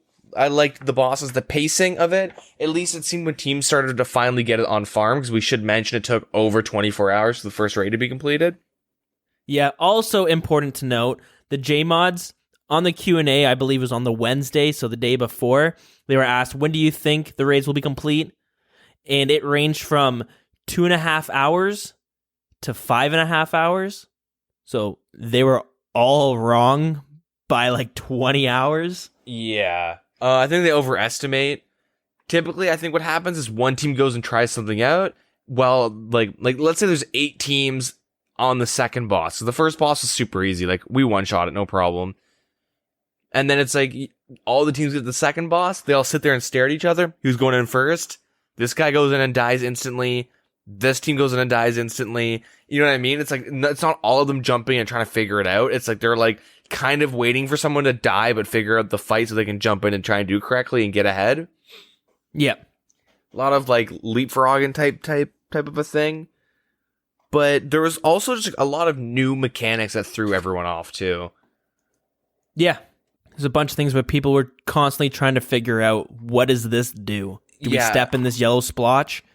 And a lot of things where if I made a mistake, I would kill my team. Like, a lot of that was happening. Yep. So it's like, it kind of quickly became a thing, and I think it will be consistent through this raid, is that like, you're going to be held down by your weakest player, and if they make a mistake for like a good number of the rooms, like, you're going to fuck over everyone. Not in terms of just a fight, but like, you can kill, like, you can just hard wipe your whole team. Yeah, and what's cool, it's like, you're not held down by maybe a little bit, but not as much, by their like gear and damage, but you'll be held down a lot more if they're not mechanically skilled enough. But overall, yeah, I think it's super amazingly well done. I thought like all the fights, minus the third room seems kind of boring, but all the fights seem like super awesome. Like, I really liked them all. They all looked really cool. Mm-hmm. I was kind of getting burnt out grinding for the Twisted Bow, the T-Bow rebuild, because it's a long stretch, I guess, long ways to go. Yeah, for sure. Mm-hmm. And I know it's the same with a lot of other people too, is that you're kind of like, man, you guys probably know, like, the past 6 months, all I've done is Xerix, and it's like, fuck, it's so boring. Like, it gets so boring doing one thing for 6 months, and there's not really much else I could do. I mean, I could go do bandos, but why am I'll do one trip for fun. If I'm gonna do bandos for money, I'm gonna go do Xerix for money, because it's better money. With this new raid, it's now like a new goal, right? Like, Inferno, it's not really a goal. Like, realistically, nah. You want to have top tier gear, like, in everything. Yeah, but like, to get from point A to point B, which is a twisted bone, like max gear and shit, is so long that you kind of get bored halfway through. But like now it's kind of reignited my will to grind. Yeah, definitely. And that's why I've been playing quite a bit, trying to get that T-bow for the new raids, because that just it sounds so fun to do. Xerix it's good and all, but it's really tedious having to scout, having to skill. Oh, make sure to bring this item this time. Make sure to bring this item this time. Oh, bank this item now, because now you have to bring in these items, because these guys are like, it's good. Xerix is really good, but if you do it nonstop for so long, anything in general, I guess it would get to you. Yeah, exactly. But now you can kind of switch things up.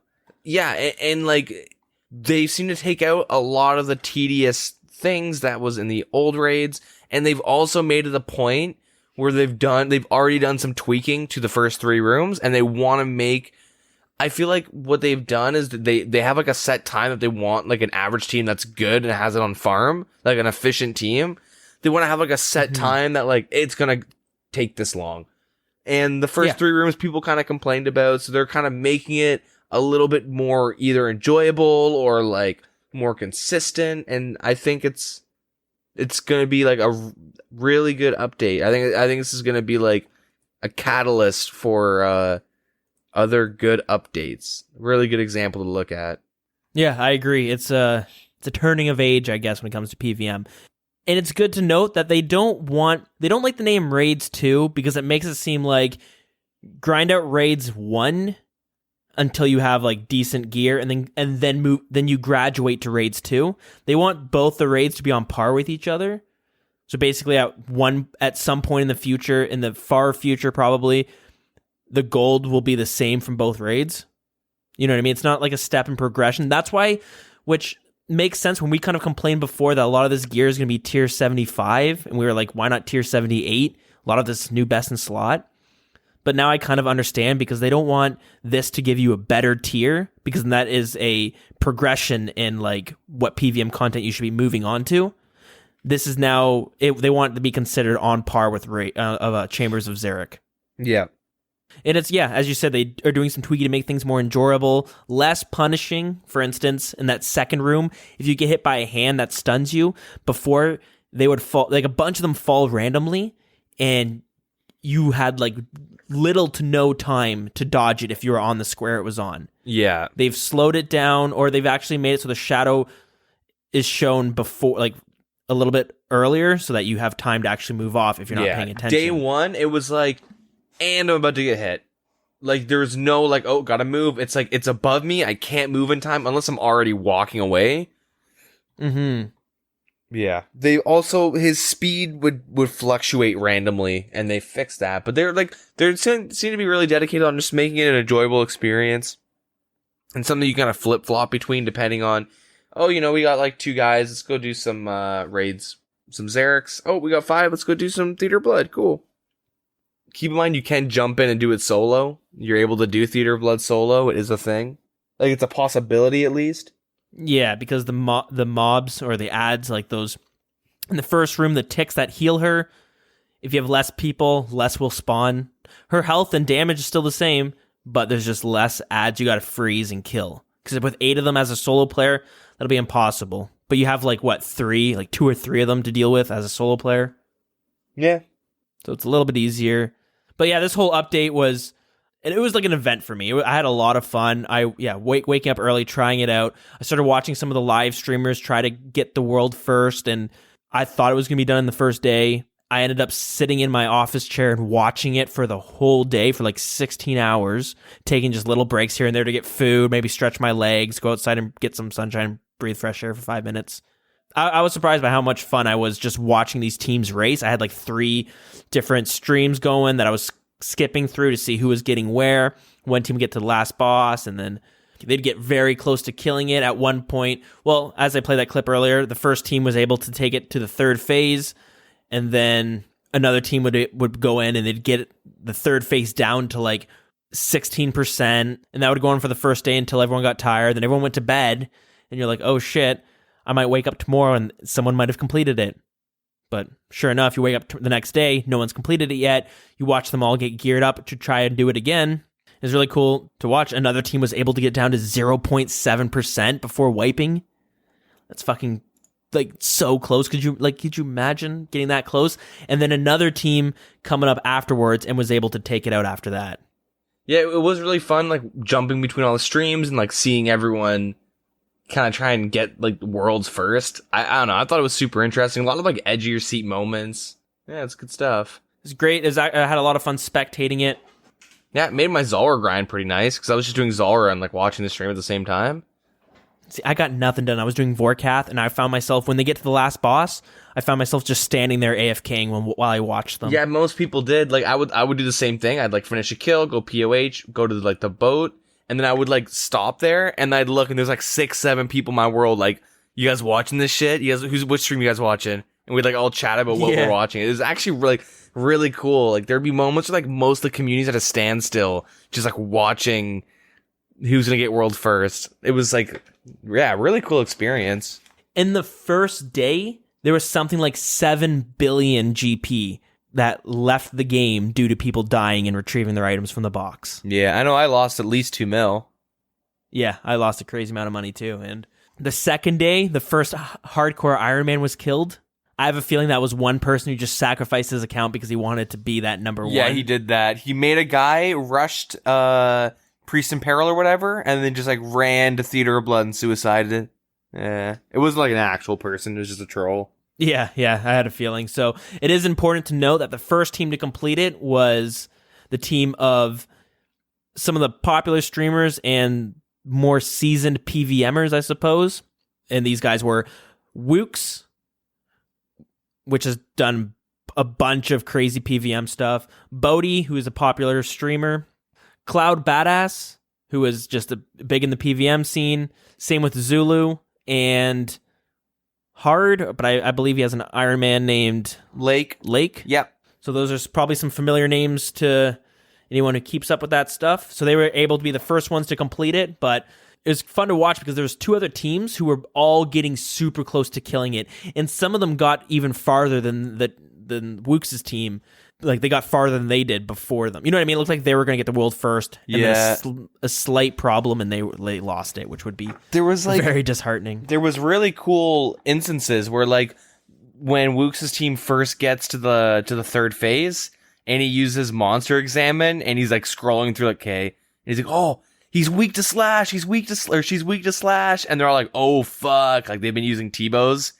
And then they start like, okay, let's bring Dragon Claws, and when she's chasing this person, someone going and declaw spec her. Like it was like really cool watching like those moments were like the big Eureka moments. Yeah, it was pretty awesome. So as of today, which is Sunday, it's been 4 days since it's been released. There's been 48 completions. 141,000 people have died. Upwards of 14 billion gold has left the game. Right now, the fastest total completion is 31 minutes and 28 seconds. But yeah, there's the big update of the week. I know this kind of went on pretty long, but they've mentioned it's going to be a while before we get another end game PVM content like this. Yeah, this should tie people over for a long time, hopefully. Mm-hmm. Some good end game content, some really cool items, some good money alongside with those items. Yeah, a little more flavor. Maybe they'll add like challenge mode. Who knows? Yeah, give it a year. Let Verzik change it. Lil Zik or whatever. Mm-hmm. Change to whatever pet you want in the raid. Now, I guess we'll move it. Even though some of the stuff we just talked about is kind of community stuff, we'll continue with that theme though. And again, this is still kind of ties in with Theater of Blood. This has everything to do with Theater of Blood. There was a party who was doing the Theater of Blood, and they were all banned for 3 days because the main party leader was actually one of the players who went to the test, the last play test of the raid. He had signed an NDA to not like talk about the raid, not to stream it, any of that stuff. But the problem is he was running the raid with 4 people who had not done the play test. Good. They deserved it. They knew what they were getting into. So they all got banned. The J-Mods had mentioned that they noticed one team was making very fast progression compared to the other ones. They went and checked it out, and of course, they see that one of the people leading it was one of the people at the playtest. So yeah, all 3 of them got banned, which is kind of light in terms of like having a contract where you're not going to disclose any of this information. Yeah, no, seriously, be lucky that Jagex is lenient with this shit. That being said, I wouldn't be surprised if he's never invited to a play test again. If he is invited again, I'd be really surprised. Yeah. Because like that is serious, like in terms of he could have easily just been like, yo, pay me 500 mil and I'll tell you everything about the raids. Yeah. I'm not saying he did it, but he could. Anyone could. Maybe people did. Oh. Conspiracy music. I'm kidding. No, I'm kidding. I'm kidding. In other venues of this type of stuff, people get sued for you know what I mean? That's what the NDA is to prevent. You know what I mean? It's to say we could... People get like... There's been... Not like in Jags, but in like similar instances where like a game developing company will like disclose information to groups of players to like help better the game, and then they break their NDA, and then they just get permabanned from the game. That's it. They're done. Banned on site. Like there's like that's happened before, and he's lucky that didn't happen. Yep. Because like if he got, I think the main thing is if he went on, if this happened and he didn't get punished, and they got like they would have got the first unique for sure. Halfway through day one, they get it. They have like 12 hours of farming. Not for sure, but they're most likely going to get the first unique. And that's like, okay, the first Avernick that dropped went for 2 bill.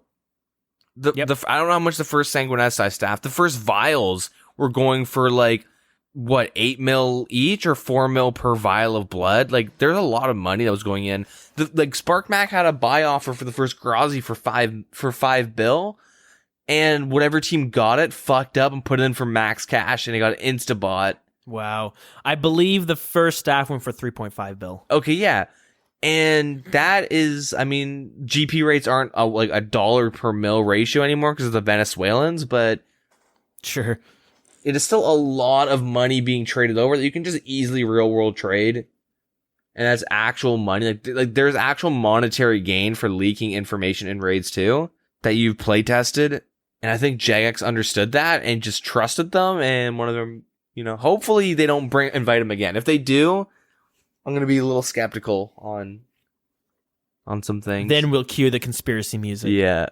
So yeah, that type of stuff. It's and if they didn't do anything, it would set precedent that like anyone else could. There's no punishment for doing that sort of stuff. So a 3-day ban, pretty damn lenient. So moving on from Theater of Blood, you mentioned last week about this Solak bug that people were abusing in order to get the completionist cape. Yep. So we talked a bit about that, but there was an update on the RuneScape 3 subreddit about more details on it. So we'll just quickly go through it just because it might be little fun facts to talk about. There were 252 accounts that had defeated Solak during the period that this bug was live.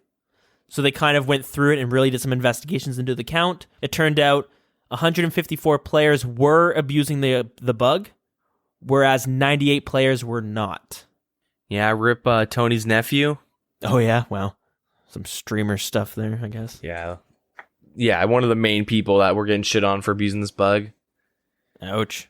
So for the 154 players who were abusing it, they had any of the kills on Solak removed, which means they lost some achievements.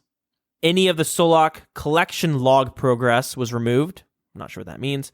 Any pets gained from Solak were removed, and all of them were punished with temporary bans, which ranged from 3 days to 2 weeks. And that's basically what I have here. You got anything for us? Yeah. We actually forgot to mention one thing with Theater Bloods. My bad. I kind of just remembered we didn't talk about the bugs that happened, did we? Oh, yeah, there were some slight bugs that need to be fixed. That's right. Yeah, the main thing we should talk about, which got hot fixed pretty quickly, was and all the players were reimbursed back with their items. Oh, that is right. This is a big... Wooks' team was fighting the last boss, Lady Verzik, in the first phase. Dill's talked about the whole Dawnbreaker thing. You want to use a special attack. Yeah, the staff. Yeah. So when you die with the Dawnbreaker, you would drop it. But there was a bug where you would keep the Dawnbreaker and drop an item.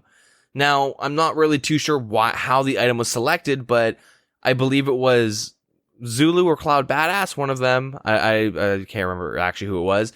But one of them It was Zulu. It was Zulu. Okay, it was Zulu that died, and one of them said, "Who dropped their warhammer?" And they're all like, "No, none of us did." And so the person thankfully went and picked it up. Was like, "Okay, what the fuck?" They wiped, and then they go back, and yeah, I guess it was Zulu was like, "I fucking dropped my warhammer." And you watch the clip, his mouse is nowhere near where his warhammer was, and it just like literally. There was no click. There was no shift clicking, like, because you know how like the item will like kind of gray out or go a little bit transparent before you enter, you equip it or drop it. None of that happened. Just like poof, gone out of his inventory as he dies. Thankfully, his teammate picks it up, gives it back to him. All is good. There was another instance where an Iron Man loses his armadillo chest plate. Yeah. And he shows a screenshot like, I lost my armadillo chest plate, but I smuggled the Dawnbreaker out. J-Mod's contacted the team. Thankfully, the guy that picked it up gave it to the J-Mod, and then the J-Mod, I guess, destroyed it, and then gave the item back to the Iron Man. So he's not an official Iron Man anymore. They had to de-iron him for this. I'm totally kidding. That'd be fucked. Oh, I was gonna say I missed that part. Holy fuck, that would be so fucked. Seems like he's getting punished. If you're listening and you're like, well, at least he smuggled out that cool weapon. As soon as he tried to equip it, it crumbled to dust. So it's not even like he could show it off. Yep. So there's some pretty big bugs. Another bug to mention that this got hotfixed real quick was Wooks was able to safe spot the boss with a twisted bow. He wasn't able to do damage because... He was the only one left? Yeah, and also she was healing because those ticks were alive. In the stream, he got up and he went and made some food while he was AFKing and fighting her. So while he had left, the J-Mods instantly hotfixed it, and he just started taking damage, which was actually kind of cool because I was surprised to see them be able to hotfix it in like... Yeah, it was like 2 minutes. It was like 2 minutes of the bug.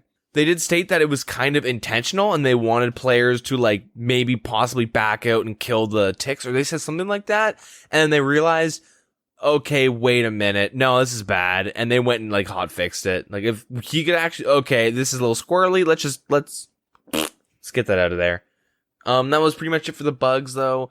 Well, there's one more that I did see. Oh. So when some of the big name streamers were doing it, you had a bunch of people spectating. If you don't know right now, but you might notice this when you go to the GE on a full world, that you don't always see all the players in that area.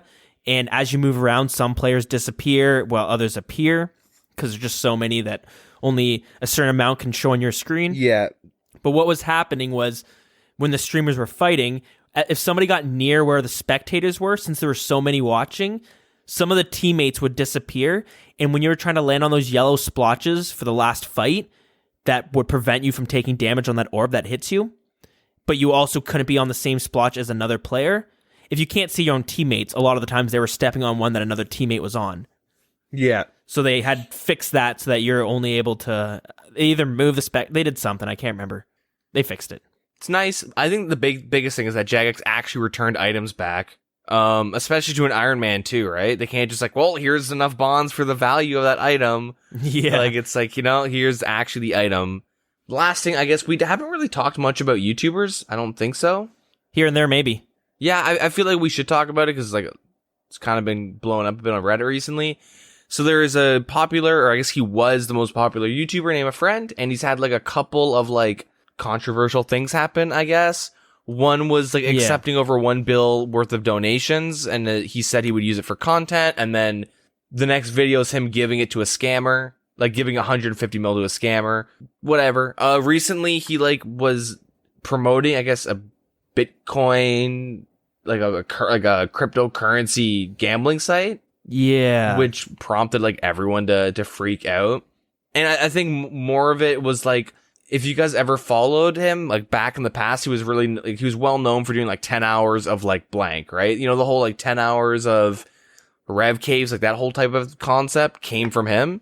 A little bit of everything, like 10 hours of Bandos, 10 hours of Theater of Blood. Yeah, that whole concept he kind of pioneered. So he's kind of like an important figure, I guess, within the community. And he had a hardcore Iron Man series, and he ends up dying. And it, of course, at least in my opinion, his content started to like become like less. It became lower and lower quality, and I think people were kind of getting upset. And then he kind of like completely sells out, takes donations. He doesn't want to play the game and make the money. That's fine. He'll go buy the new items.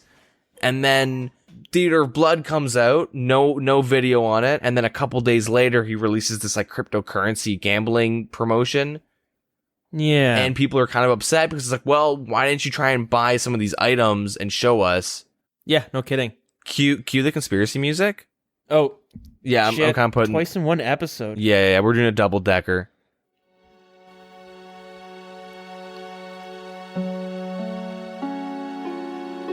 What makes a friend so well known, I guess, is his unique Lithuanian accent. Okay. Recently, he has gotten a girlfriend, whatever, but the community blames her for like the lack of quality content in his videos.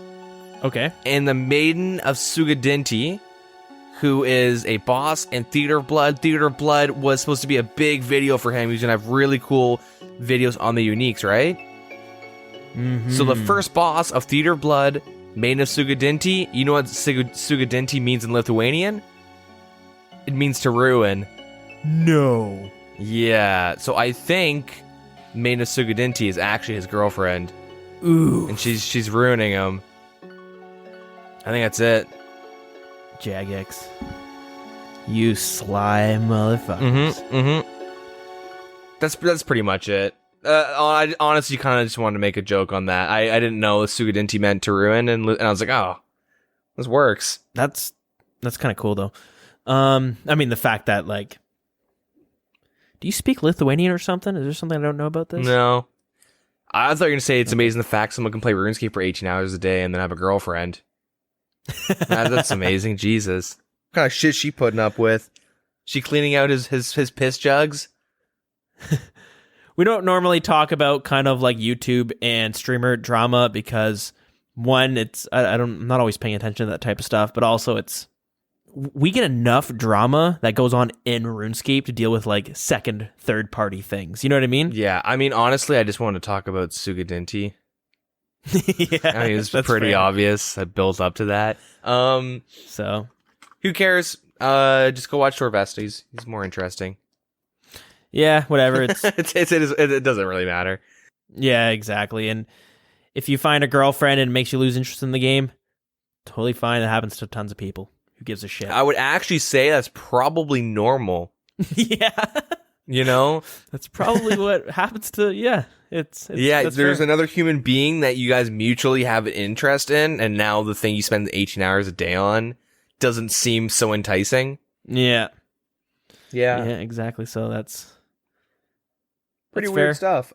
I think that's it for community stuff. But since we're mentioning it, we should say don't use those staking sites out there. They're 99% of the time rigged in one, the YouTuber's favor so that it makes it look like they're able to win easy money, and two, they're rigged against you by like, you know what I mean? By like a slight amount where you're going to be losing weight. Like the chances are you're going to be losing. You saw that with the CSGO bullshit. Yeah, look up CSGO Lotto scandal. It is literally this, but it's for cryptocurrency. Whatever. Yeah. Not a big deal. Good memes are always good memes. Anyways, I think that's it for community updates, right? I believe so. And if it's not, well, we're going to sever it right here. We'll save it for next week, because I think next one might be a bit of a shorter one. Yeah. Update-wise. Anyways, let's move it on to some good old lore 3 hours in.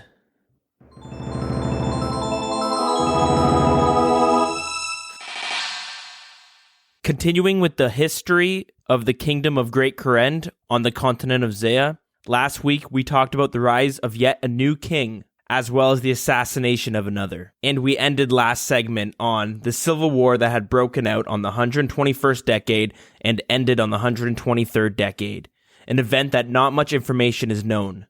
This week, we will be talking about a new kingdom, the Kingdom of Varlamore, also known as the Shining Kingdom, located southwest of Great Kurend in the Kabos region.